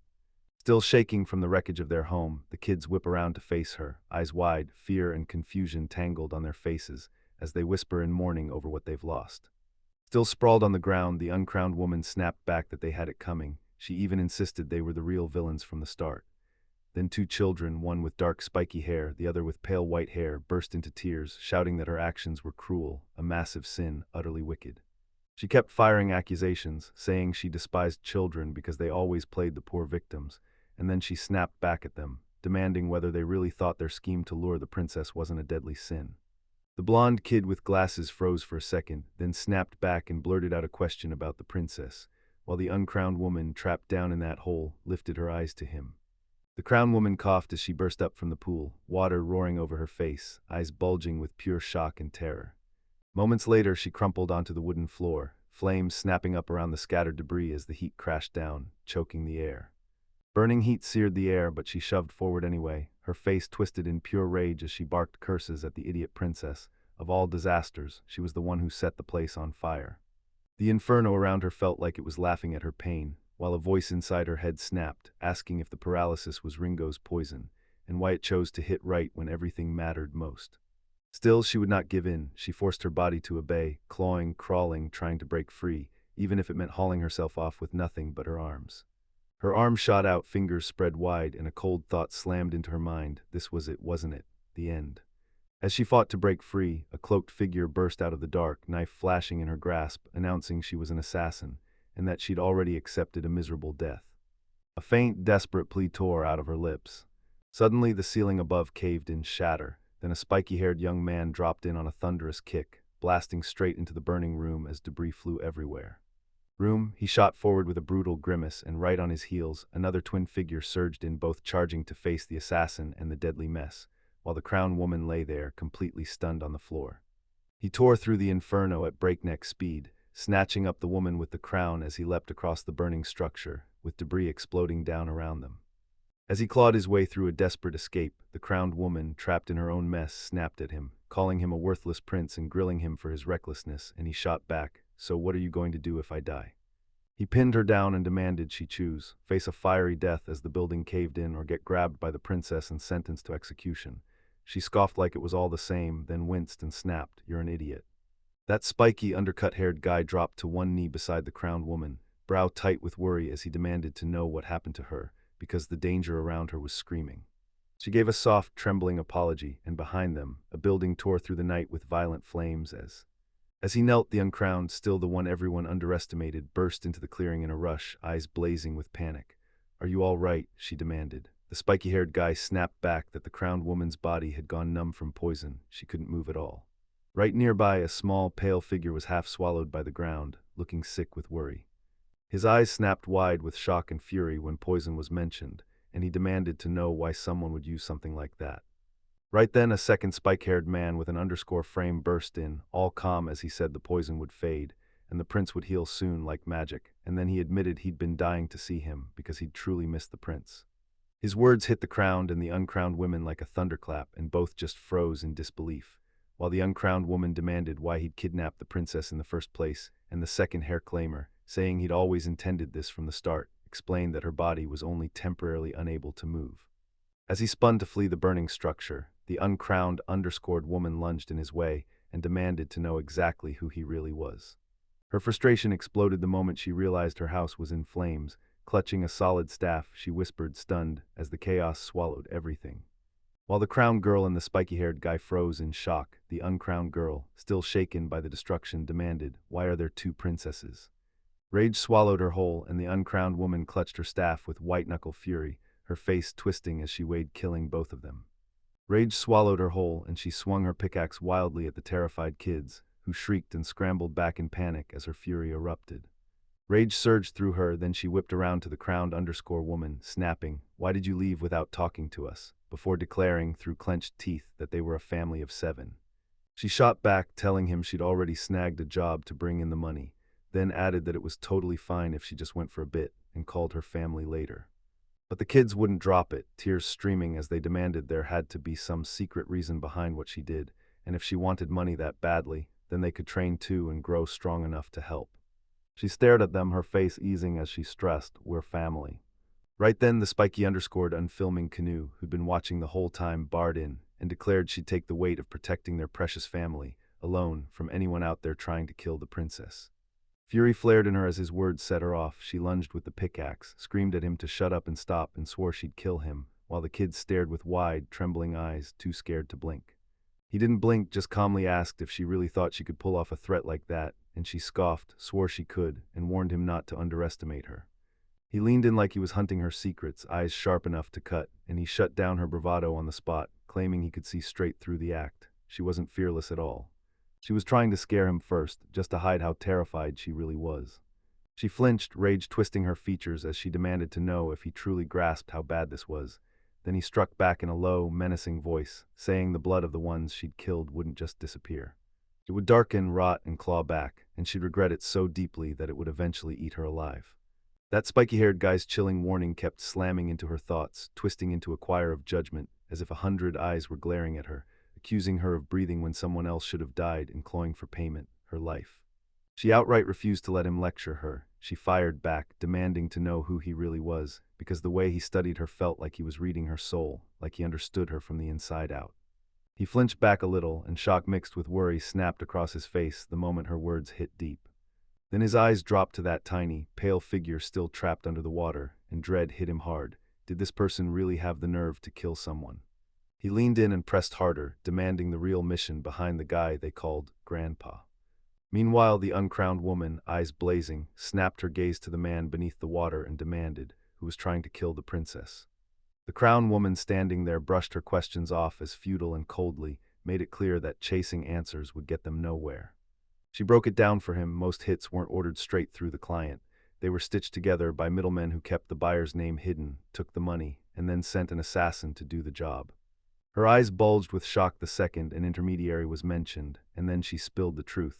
Those brokers exist to keep the client's identity locked down if everything goes bad, and she wasn't just talking. She was one of the killers who do it for cold cash. The crowned woman watched her with sharp eyes. Sure, she called herself an assassin, but this didn't feel like freedom at all. It felt like a hostage situation, where her precious family was the real bargaining chip, worth more than any pile of gold. She faced the group with a troubled look as the accusation hit, "You killed the princess." Then she demanded, voice trembling, what they even meant by that. As the kids around her screamed, a bitter grumpiness flared. She clenched her jaw tight, eyes narrowing to a fierce, unblinking stare. She brushed off their worries like they were nothing, then snapped her hard gaze onto the spiky-haired guy and dared him. Was he really ready for what's coming? He held her stare and shot back, claiming he was ready with. With a wild, furious shout, she declared she'd gladly bleed and carry the regret if it meant saving her family, lifting her pickaxe like a threat, sharp and ready. The spiky-haired man froze in shock, hissed that she had no business stepping in, then promised to kill her if she tried, and dropped into a crouch, bracing for the blow he knew was coming. Meanwhile, across the way, the crowned woman stared in panic, fully grasping how serious this had become, while the pale figure beside her, half buried up to the neck, sobbed in terror and screamed for the prince. Back at the showdown, the uncrowned woman slammed her pickaxe down with crushing force, going straight for the spiky-haired guy, while the kids stared in horror and screamed again, Grumpy included, as the blow landed. In a huge cavern, a bunch of people huddled together, some clearly freaking out, others grinding their work like they mean it, while the crown-wearing woman stared on, visibly fed up, as a child bawled nearby. At the same time, the spiky-haired man and another kid plunged into the dirt, digging hard like they were trying to tear whatever was buried right out of the ground. Suddenly, the comm got ripped apart. An assassin in a hood dove straight down from above, claws out for the spiky-haired man. The kids and the crowned woman snapped back in pure shock, while a pale figure that had been submerged in the water jolted up, eyes bulging with terror. The assassin kept hammering forward with non-stop surgical strikes, but the spiky-haired man stayed razor-fast, slipping out of every hit at the last second. He snapped into action, snatched the pickaxe, and swung it hard to shield himself, driving the hooded attacker back just long enough to break the direct face-off. Undaunted, the assassin threw caution aside and switched tactics, gripping a menacing scythe now, then slashed with pure killing intent. But the spiky-haired man rolled out of the way again, eyes locked on his opponent. The assault kept hammering down, the scythe screaming through the air as the assassin lined up yet another brutal strike, while he slipped, twisted, and danced out of the way with lightning-fast, smooth moves. He launched himself into the air just in time, barely dodging that sweeping strike, while the assassin down below gritted their teeth in pure frustration. Every attack they threw kept landing as nothing. With the chaos raging around him, he moved like a storm, bending down fast and clamping both hands on the pale figure's leg as it clawed its way out of the ground. Still laser-focused on their main target, the assassin kept the attack rolling, scythe swinging with fresh fury, and nothing the man did could shake their drive. Even with danger clawing at him, he poured every ounce of strength into his arms, hauling that pale, broken figure farther from the ground, half submerged, smeared in grime, and barely holding on. Freshly freed, the pale figure erupted into a terror scream, eyes bulging with raw panic, while beneath her the dark-haired woman lay sprawled on the ground, dazed, gasping, trying to push herself up as her eyes screamed with shock and agony. As the pale figure kept shrieking, a spiky-haired man, still watching from afar, flicked a tiny object into the water and a ripple spread out fast. He stared with a grim face as the dark-haired woman, half submerged, shot him a desperate look, pleading for him to do something. The dark-haired woman got slammed into the murky deep, thrashing as unseen currents tried to steal her breath. Bubbles burst from her lips while she fought to find her footing, eyes squeezed shut as panic and discomfort hit. Comfort, she thrashed like a storm, fighting tooth and nail to pry herself free from the water's grip, body twisting in a desperate struggle. Then her eyes snapped open, and with a grimace full of pain and grit, she surged upward, determined to surface. Suddenly, the pale figure, still shrieking, suddenly lunged forward with a bone-chilling cry, and the dark-haired woman, arm outstretched in a desperate, useless attempt to shield herself, could only watch in terror as its twisted face slammed toward hers. The pale figure slammed its hand around the dark-haired woman's neck, and the second it squeezed, panic and pain twisted her face. She hadn't even seen the attack coming. The pale thing kept shrieking, her grip clamping down tighter on the dark-haired woman's throat. Then, with a brutal surge of raw power, she fired a devastating blast that slammed the dark-haired woman flying back. The attack slammed the dark-haired woman backward into the water, and she tumbled hard, arms and legs kicking wildly as she sank, until the pale figure caught up, seized her again, and hauled her deeper into the black liquid. A deathly pale figure clamped the dark-haired woman by the neck and shoved her under with brutal force. She thrashed and clawed at the water as her fight for air turned into pure panic, while the pale one stared with wide, terrifying eyes like it meant to drown her there. Their faces were caught in a frantic, do-or-die struggle. Fear twisted their features. The pale woman's grip never loosened, her eyes bulging with panic, while the dark-haired woman mirrored the same terror, her mouth hanging open in a silent scream. She got violently hurled out of the water, her body snapping into a wild arch like she'd been thrown, and the brutal impact robbed her of every breath as she gasped. On the shore, the crowned woman, still barely standing, fought her way up to her knees, voice cracking as she screamed Ariel. At the pale figure the depths had just spat out, while the spiky-haired man hovered nearby, fretting. He snapped his gaze to the crowned woman, worry creasing his face, and asked if the poison really left her untouched. Was she still hurting, or was her consciousness slipping away? She told them she was slowly getting better, but cursed the worst possible timing as her eyes locked onto the chaos churning in the water. The dark-haired woman slumped on the ground, drained and drenched, staring at the pale figure beside her, passed out or pretending to be, when panic and rage hit her all at once. She couldn't believe it, furious that she'd written off the castle's people as weak and nothing. She shot back, annoyance sharp in her voice, insisting she'd never ask for their help, and swore she could swim just fine on her own. Even after she'd protested earlier, a shy blush crept onto her cheeks as she finally muttered a reluctant, barely there, thank you. Her eyes snapped back to that pale figure, and surprise hit her face when she realized it wasn't a trick at all. He'd actually leaped straight into the water. As the crowned woman closed in, she snapped at the dark-haired woman for her modest clothes, but the dark-haired woman refused to back down and shot back that she wouldn't be preached at by them, while the pale figure, just now coming to, watched everything unfold from the ground. That ghost-pale figure clung to the dark-haired woman and froze, feeling something totally unlike being held by a prince. Then the question hit hard. Was this sudden warmth peace or real happiness? She wouldn't let go of the dark-haired woman, even as the pale figure stood there and watched her unleash pure, shaking frustration, face twisted, voice cracking with anguish. Damn it. Frustration kept boiling in her chest as she slumped there with her head bowed, staring at the awful choice in front of her, knowing she had to move, because if she didn't, her family would pay the price. His declaration slammed into the air, and the dark-haired woman's eyes snapped up to him. He loomed over her, demanding to know why she was trying to carry that crushing burden all by herself. Alone, he kept pressing her, his voice still steady. Then he grilled her, saying if her family's life really was on the line, there had to be another way, a completely different path. Then he flickered hope into the room, eyes thoughtful, and whispered that even with everything looking bleak, there might still be a way to make things right. Deep in a sun-dappled forest, a small crew huddled together, kids fidgeting with nerves and curiosity, and a young woman in a princess-like dress watching with real worry. Nearby, a spiky-haired warrior and a dark-haired woman in a ponytail leaned in, their eyes locked on a cloaked figure that stole the whole conversation. The spiky-haired warrior whipped around to the cloaked figure, brows knitted with pure resolve, and promised her they meant her zero harm, no danger would ever come her way. Then he leaned in and told the princess and the kids exactly what was happening, how her life had been hunted again and again, and how, if nothing changed, the princess and every single child would be marching straight into deadly danger.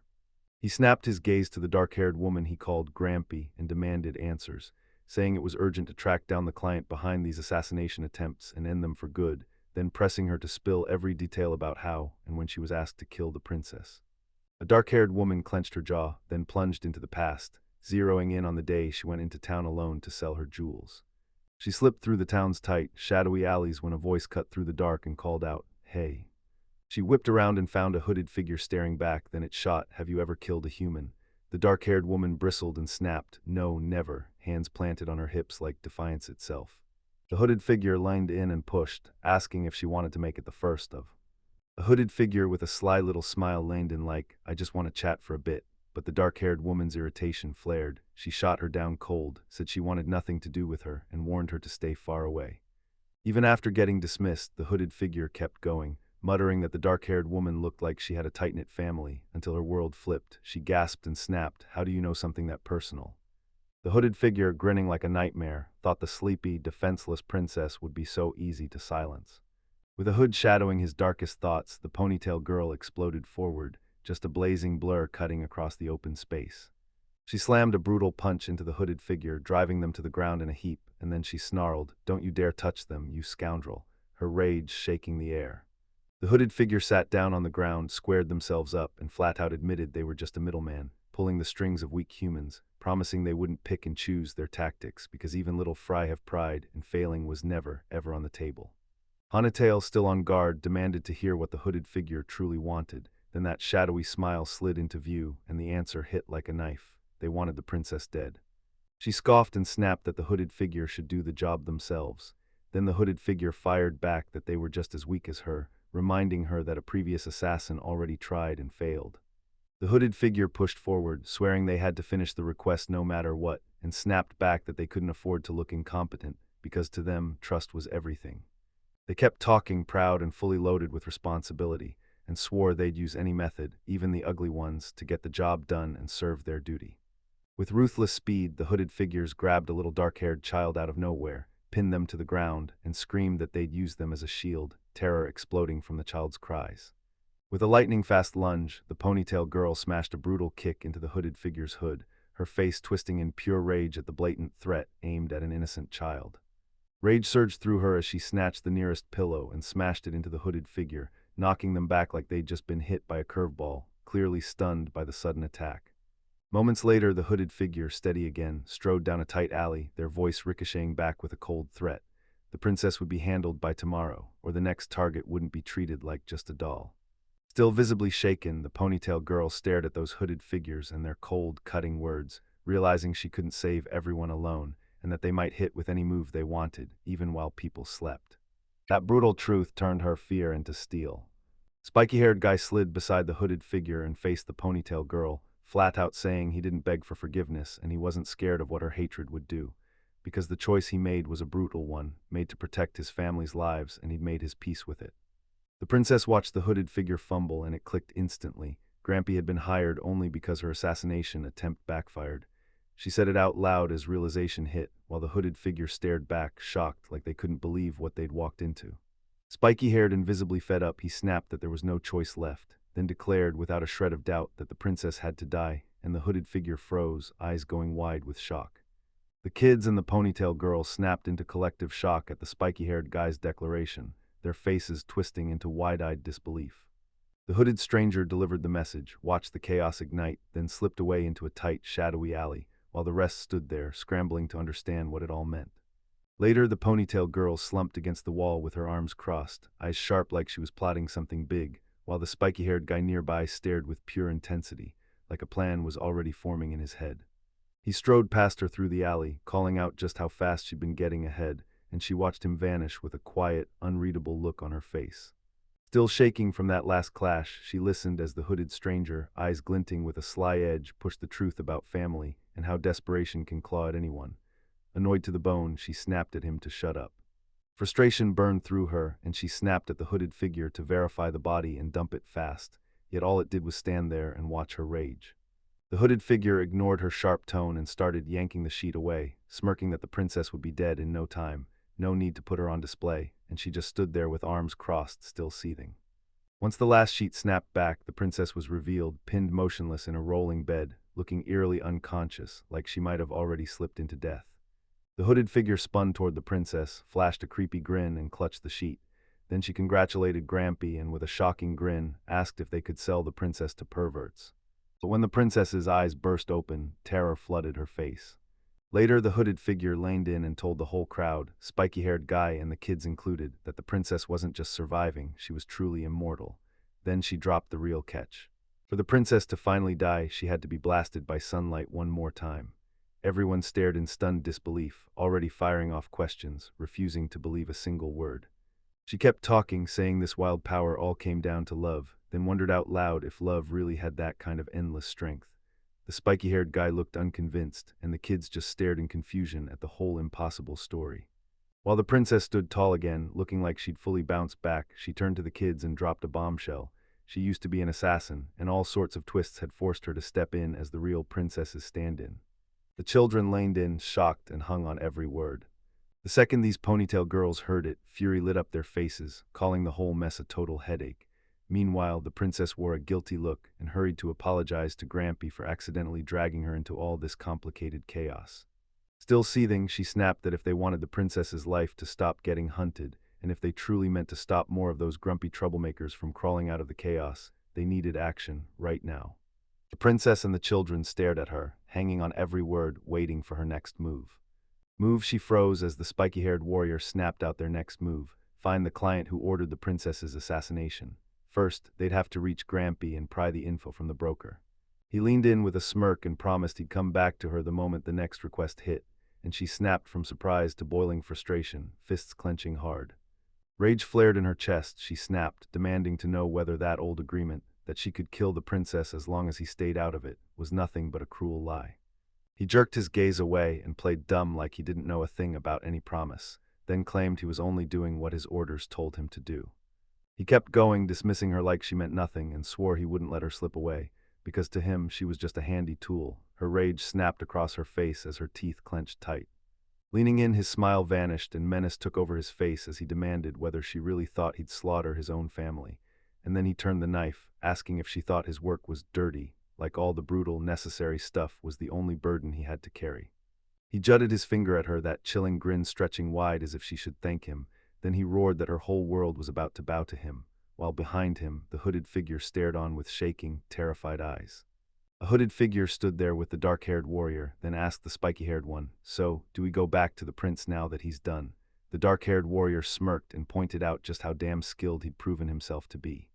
With rage twisting her dark-haired face, the warrior lunged and slammed the spiky-haired fighter, calling it his just reward for trying to hurt her family.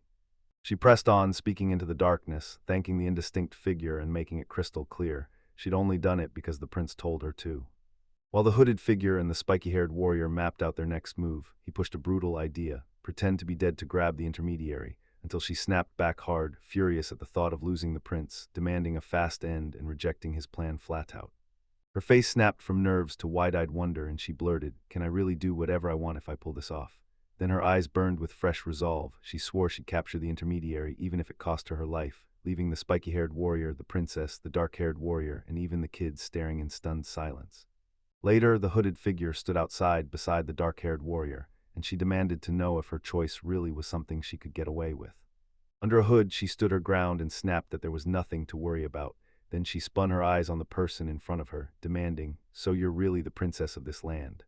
In the grand hall, the whole crew, hooded figure, spiky-haired warrior, princess, dark-haired warrior, and a bunch of kids, came together and packed the room.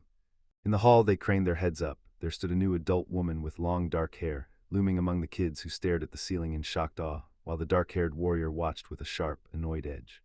She, the castle attendant, stepped up to the newcomers and offered to lead them through the grand halls, then warned them in a sharp whisper not to get swallowed by the maze of the sprawling estate, her face still etched with shock. Her shock went through the roof the moment she spotted a hooded figure, a spiky-haired guy, the princess, and a ponytail girl, plus a bunch of kids all hanging around, and the ponytail girl immediately clocked how loaded the prince and princess were just by the way everything looked, while the princess snapped, called for the prince, and shouted his name. Still shaking from those wild, unexpected arrivals, the attendant hurried to the prince and demanded to know where he'd gone, because his sudden disappearance has thrown the whole castle into chaos. Then the princess stepped in, grim-faced, and pointed out the proof. A huge hole now gashes the wall of the prince's room. In the room, the attendant turned to face the whole crowd, the hooded mystery in the back and the mountain of kids, and she looked utterly stunned, demanding, "Who are these children?" Spiky-haired and sharp-tongued, he cut in fast, slamming his hand up to stop the attendant. He agreed the castle wasn't for commoners, then flipped the truth. Those kids weren't just visitors at all, they were his benefactors, the ones who'd helped him and the princess when they were in trouble. He kept talking, laying out how the princess's room wall caved in and sucked her straight into the river, then explained that Ariel sprinted to find her, and it was those same kids who teamed up and helped pull her from the wreck. The attendant's eyes narrowed as she asked the spiky-haired guy if the wall's collapse was just old, rotting wear. Then he looked away, cheeks flushing, and admitted it could easily look that way. Realization hit the attendant the moment she finally understood his explanation, and the spiky-haired guy immediately pushed on. He insisted he had to thank their saviors the right way and repay them, especially since it looked like they'd lost their home. Just like that, everything snapped into focus. The attendant's eyes widened as the spiky-haired guy barked, pointing straight at the hooded woman and demanding, "Why is she tied up?" He shouted that she was the villain he'd caught, then shoved her into a cell. The hooded figure kept her gaze locked downward, then it hit her in a flash. The demand they just threw at her was eerily the same one they'd pushed onto the princess, and when the princess narrowed her eyes with pure focus, she looked like she'd just cracked the exact same truth. She jerked her gaze up, stunned, when the spiky-haired warrior barked at her to get the kids working while they were here, and right beside them, the hooded figure, still tied up, snapped a glance at the dark-haired warrior. Beneath that hood, her face twisted with raw pain, eyes pinched tight like the world hurt too much. With the hooded figure still refusing to speak, the dark-haired warrior suddenly choked on a gasp, as if the answer just hit her like lightning. She snapped around to the hooded figure and blurted, "This is too dangerous for me like this. Get me into the princess's room and change right now." With a bright, cheerful shout, she guided the hooded stranger and the giddy kids out the door, while the spiky-haired warrior stood there, watching them vanish into the distance. The squad slipped through the castle halls, while the hooded figure stayed strapped and helpless. Then the princess and the spiky-haired warrior stood back, watching the group vanish. He snapped his gaze to the princess, glaring like bringing the monster princess into the castle was a disaster waiting to be exposed, and he feared they'd lose control of everything, until she shot back that they needed her in sight, safely watched, because if she was left alone, someone would try to attack her. Her argument got cut off in an instant when a hand shot in from off-screen and snatched her up, leaving her, the spiky-haired warrior, the dark-haired adult woman, and the pipe-wielding man staring in shock and pure confusion. He froze, eyes bulging, when she finally felt the unexpected touch, and the shock hit her for a split second before embarrassment and distress crashed over her. With one brutal yank, he got yanked into motion, their arms locked together as they were dragged away, faces smashed between shock and total confusion. Still locked in a heated clash with the spiky-haired guy, she snapped that their mess was impossible to avoid. Inside the castle, they'd have to pretend everything was fine, no matter what. He got her instantly and finally conceded. She kept pressing him like, "Do you really think I'm enjoying this? I'm only wearing what you said I had to." He snapped back, "So you've got no shame at all," and she waved it off, coldly insisting that nobody would ever care. The story slid into a lavish, eerily empty bedroom, crowned by a towering ornate canopy bed that screamed, "This is a pause, a switch, right before everything changes." Moments later, the princess and the spiky-haired guy both collapsed on the bed, sprawled and wrecked, breathing hard. He let out a huge sigh of relief, finally dropping his guard, while she groaned about how exhausting it was to keep up the act and all the near-death chaos they'd survived. They stayed sprawled on the bed, both worn out from the day's chaos, and the princess sneaked a quick look his way, her face giving away nothing. She shot him a straight question, "So you really never meant to kill me?" And it hit hard because she was sure he'd ordered her assassination. He jolted with a stunned cry, staring at her like he couldn't believe what he was hearing. He jerked himself upright, clearly rattled, and demanded if she really thought he'd ask for something that cruel. Then she snapped back, instantly and without any doubt, yes. He finally admitted he'd always had a gut feeling she was behind his capture, but he let out a huge breath when it turned out he was wrong. Yet when she stared back at him, that quiet suspicion still lingered in her eyes. Later, the spiky-haired guy was slumped on the floor by himself, head hanging low in pure distress. Then it hit him with brutal clarity. He was the one who truly wanted to kill the princess, because if he didn't, he'd die for sure. He kept spiraling in his head, admitting that, sure, humans instinctively recoil from being killed, but he just didn't have the guts or the drive to do it himself, and then he replayed it, the instant she dropped into the river. Somewhere in him, a cruel little part actually cheered, wondering if she might have died by accident.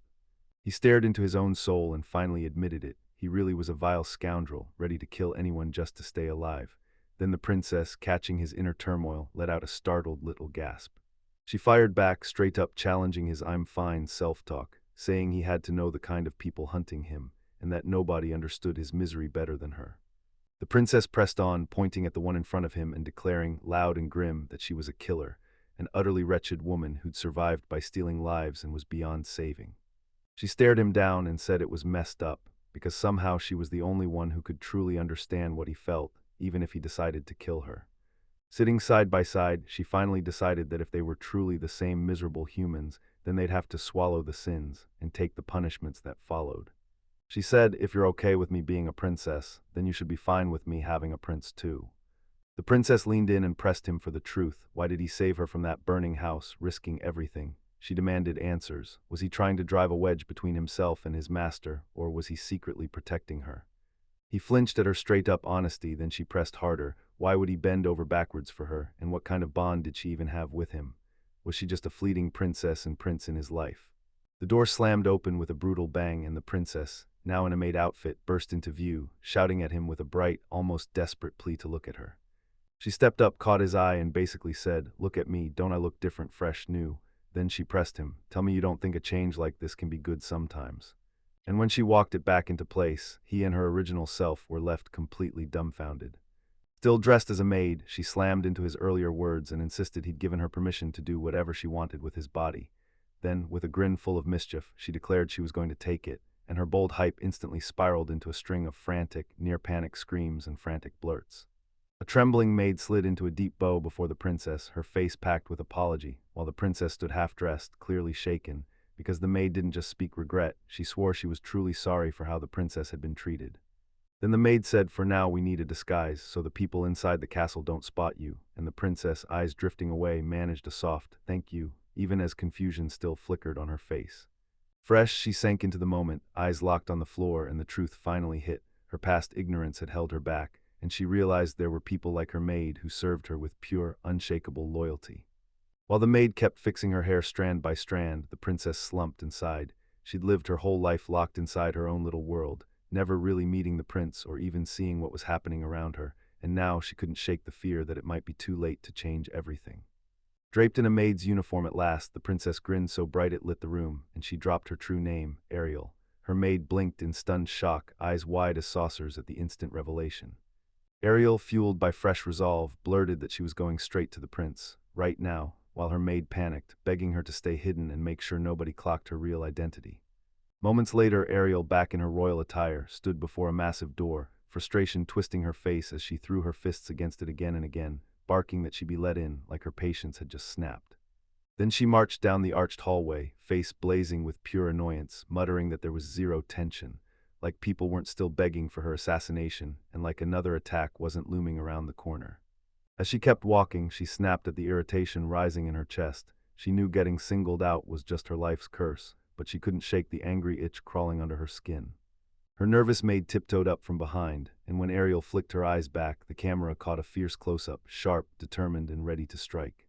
Then she found herself shoved back into the maid uniform again, her face twisting into a furious grimace, ranting that the frilly outfit was totally wrong for her, and snapping off about how working inside the castle walls was a nightmare. While a tiny, ghost-like version of her, still dressed like royalty, hovered nearby and quietly judged that the maid uniform fit her way better than she thought. After that quick undercover run, she snapped back into her royal outfit, tiara shining on her head, but confusion hit her like a wave and she demanded answers. Did anyone know of a Rose? Then she pressed the question in disbelief, like she couldn't stop wondering who that mystery person really was. Her confusion spiked the moment they told her Rose was just an alias, one name Ariel herself cooked up so she wouldn't have to call the maid princess while she was disguised.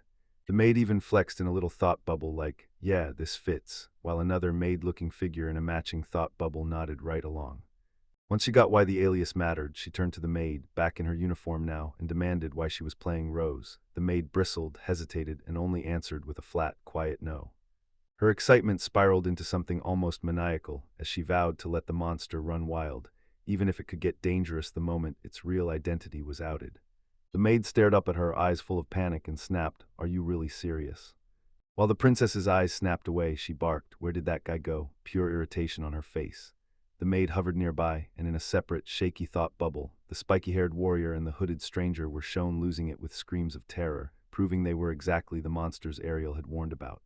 She snapped her attention back to the maid and blurted, "Grampy, how old are you?" Caught off guard, the maid froze, then admitted she was 12. Ariel's eyes went huge with shock, and she gripped the maid's shoulders, shaking her gently as she snapped that she was way too young to be stuck doing this, then told her to remember it when she grew up, because that age alone made her unfit for the job. While the princess kept blurting out her shock, the maid's face burned as she tried to push back, until Ariel cut her off, smiling like a queen and insisting the maid uniform fit her perfectly. Behind them, a whole crowd of others, including the dark-haired warrior, a bunch of kids, and more adults, stood trapped in the same maid getup, looking miserable and cornered. Then the poor maid snapped back, furious and fed up, shouting at Ariel.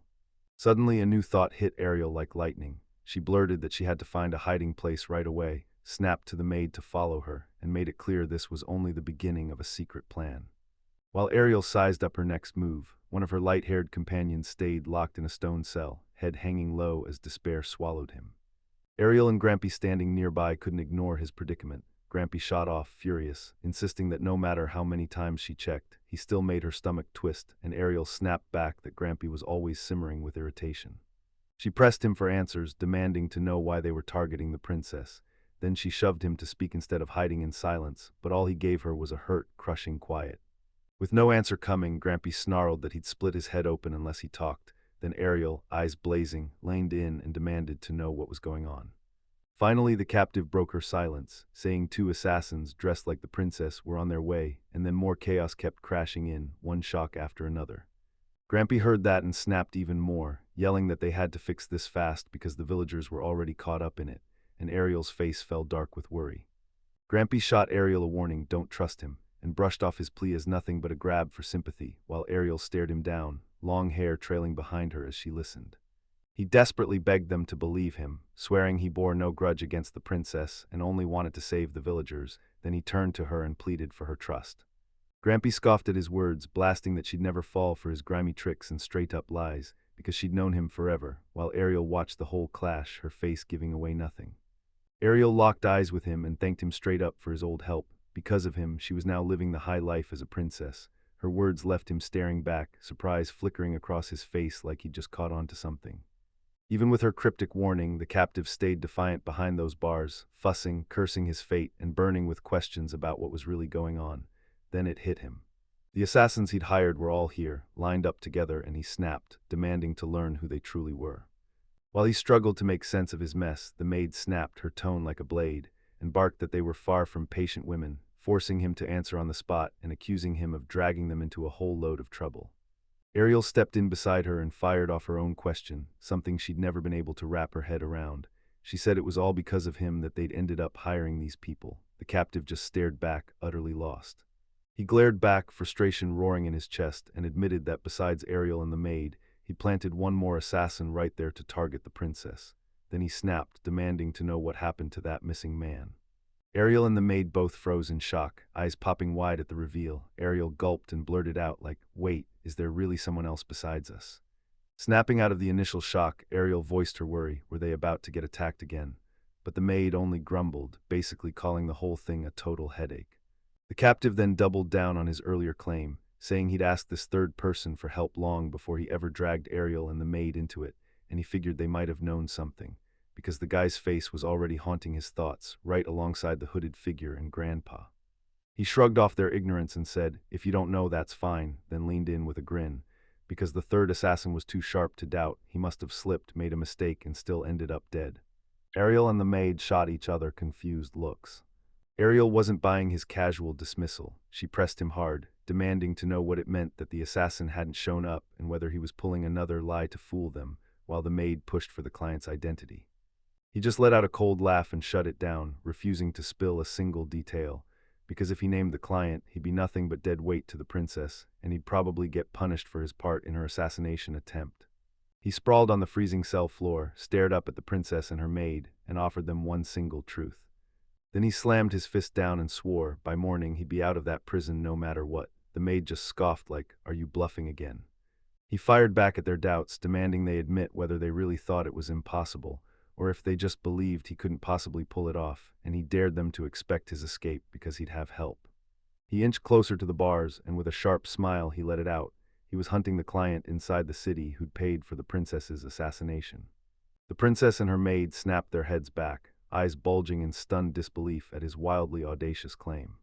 The maid, still seething, snapped that he was bluffing again. What good were his words if he was just going to lie? The princess stood there, eyes locked on him, worry written all over her face.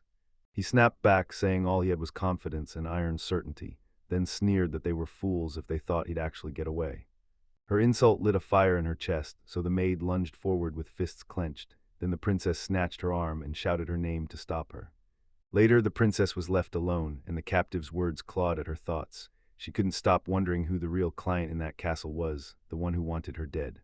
She couldn't shake the prince's denial, but now a heavy, gut-deep doubt crashed down on her, forcing her to wonder if his words were even true. Still stuck on those jaw-dropping claims from the captive, the princess couldn't shake the shock as her maid, eyes burning, nerves frayed, blurts out that just seeing him makes her want to kill him on the spot, and the princess quickly pushes, urging them to head back before the dread swallows them whole. The maid kept grumbling, frustration blazing in every word, and the princess let out a heavy sigh before admitting that her feelings were totally understandable.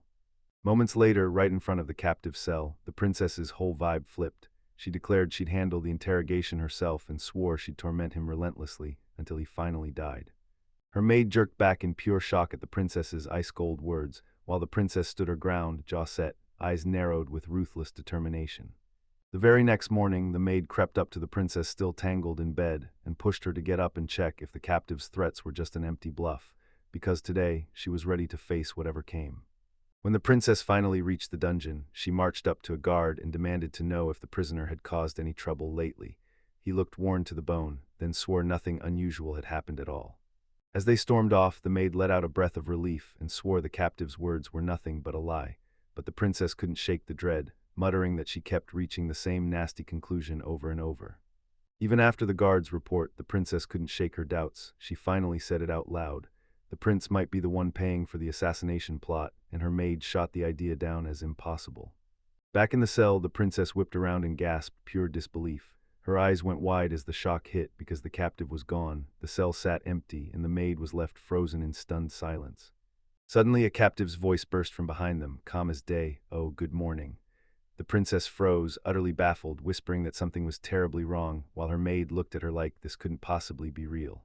The maid stormed up to the captive behind the prison bars, her face twisted with fury, demanding to know why he hadn't escaped by morning, then accusing him of loving every second of his cage. When he didn't answer, she even dangled a distraction. If he was just hunting entertainment, she'd gladly keep him amused.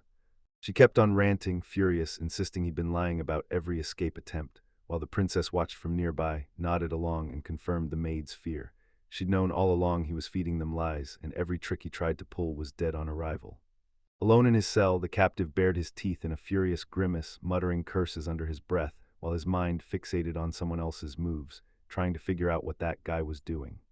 The maid, still rattled by the captive's deception, snapped out a frustrated cry, while the princess stared at him with a hard, suspicious look, then pressed, asking if his whole story was really a lie, dragging the word out like she couldn't quite believe it. As the princess spun to leave the cell, the maid urged them to interrogate the captive right then, but the princess cut her off, insisting they'd eat first. Moments later, the princess, now in a maid uniform, lined in and lovingly spoon-fed a young man she called Prince, and he looked absolutely wrecked, so drained that he barely managed to accept the food. Other maids and a butler stared from the next table, buzzing about the love spark between Princess Rose and the prince, and they kept muttering if all that wild affection could end up hurting them, while the prison maid watched, utterly baffled. The princess kept feeding him, smiling like her heart couldn't stop loving him, while the prince, now even more drained, pleaded for her to just end his life, and she fired back, asking if the food was so delicious it had to be deadly. Later, the princess, still wearing her maid uniform, sat up straight with a stone-cold face, cradling her teacup as she replayed everything that got taken from her yesterday, and then it hit her. What if the prince wasn't the hero at all? What if he was the real client? She yanked the prince's hair tight, eyes blazing with raw desperation, pounding out the question. Did he really have no way to help Rose yesterday, no way to slip out of that dungeon? If that was the truth. The tense interrogation kept rolling even while the whole household filed in for dinner, and the princess's words hung like a curse in the air, so among these guests someone could be a betrayer. Her gaze sharpened to a blade, and her narrowed eyes screamed suspicion as she finally caught what her own words were really doing. The maid beside her caught the princess's sudden change in mood, leaned in fast and asked, "What's wrong?" Still lost in her thoughts, the princess muttered that this new life was waking up something like a killer's intuition, like the world was hiding a wrongness just out of reach, while the maid, completely baffled, could only stare back with hesitant, awestruck silence. Her eyes snapped wide with sudden realization, like she just shouted an invisible order to stay put, so she cut the maid off mid-explanation and blurted, "Actually." The maid, finally alone, replayed the princess's words in her head. Could it be Ariel behind this job, and did her long history with the princess give her a reason? She nearly snapped at herself, calling herself an idiot for even letting that thought slip in. With a stern glare, the princess snapped to the maid's face and demanded, "So you're really about to accuse my friends?" She snapped her gaze away, her face twisted with frustration as she insisted, "It's not like that," and the maid, eyes on the floor, quietly asked if the princess wouldn't speak to her. The maid flashed a warm smile and promised the princess, if she ever wanted to talk or needed a hand, she'd do anything in her power because... She blushed hard, realizing what friends really meant, and that warm feeling flooded her chest like sunshine. Princess Ariel strode over and fretted that someone among them might be a betrayer. She admitted she'd been stuck teaching the kids and didn't have time to dig into it, but the maid waved it off, reassuring her it was totally fine. Once the meal was done, she snapped that she was ready to jump right into her duties for the day. As she got ready for work, she suddenly found herself ringed by cheerful maids and smiling kids, all itching to jump in and help. Later, by the window, she stared at the princess's worries and felt helpless to the bone, unable to lift a single weight off her, so she couldn't stop asking herself what was hurting her so badly. Her thoughts spiraled on because some truths weren't just hard to say, they felt impossible to speak out loud in their situation right now. Suddenly, the princess jerked back, eyes blazing wide with alarm while the maid stared on, her face twisted in pure distress. She snapped at the princess on the spot, drilling the rule into her. Since she was only a maid, she had to ask for jobs first, then she was to wait, not go acting on her own. The princess, now seated, fumed visibly at the maid's words, while right nearby the prince gripped a captive who looked absolutely shattered. A brutal realization slammed into the maid, and her eyes flew wide as the truth finally clicked. Panic crashed through her like a tidal wave, eyes wide, terror burning bright, as a horrifying truth finally hit, screaming that something awful was already unfolding, and she had to move, to fight back, to do anything before disaster swallowed them. Meanwhile, the other maids and butlers huddled together, faces tangled in confusion and worry, all of them sensing that invisible tension now hanging in the air. A maid with short, light hair leaned in fast, brows pinched tight, and asked how Ariel was doing, watching the moment panic crashed over her. Even as her heart hammered with worry, the maid clamped a shaky smile on her face and insisted nothing was wrong, yet the sweat trickling off her told the real story. Another maid with dark hair stepped in and blurted her worry. She'd been fretting over Ariel for ages, eyes locked on the princess. The stern butler with those glasses snapped in out of nowhere, his voice razor-sharp as he demanded, point-blank, where the prince and princess were, insisting they had to be greeted right away. He ripped into the maids for their cluelessness, his voice turning grim as he revealed the prince and princess had vanished and were no longer there. The maids jolted in pure shock, their faces twisting with disbelief, and the butler, still deadly calm, lowered his voice as he started telling them the truth about their parents. A flashback ripped through Ariel's mind. There she was, younger and crowned with a tiara, sobbing her heart out beside a dying man in a bed, while her little brother stood frozen in the doorway, stone-faced as the story laid bare how her parents' deaths came out of nowhere, wrong and cruelly unnatural. Right here in the present, the maid turns out to be Princess Ariel. She thrashes like crazy, fighting to break free as the other maids claw at her to hold her down, and her panic spikes into pure, shaking desperation. Still wearing Rose's disguise, the terrified maid broke down in non-stop tears, and the other maids rushed in, trying to hold her together, telling her it must have been crushingly hard and promising, "You'll have a new family with us." Their comforting words only made her break harder. She recoiled, shoved them away with a desperate scream, and cried that the idea of family felt unbearably lonely to her, begging them to stop. Her sudden outburst yanked her into a vivid dream. One moment she wasn't herself, and the next she was Princess Ariel, sprawled in bed beside the prince, both of them sick and pale, whispering, "Are you still here?" Then the memories kept rolling, and she saw the prince beside her groan in pain, both of them clearly crushed by a brutal illness, while her face twisted with helpless worry.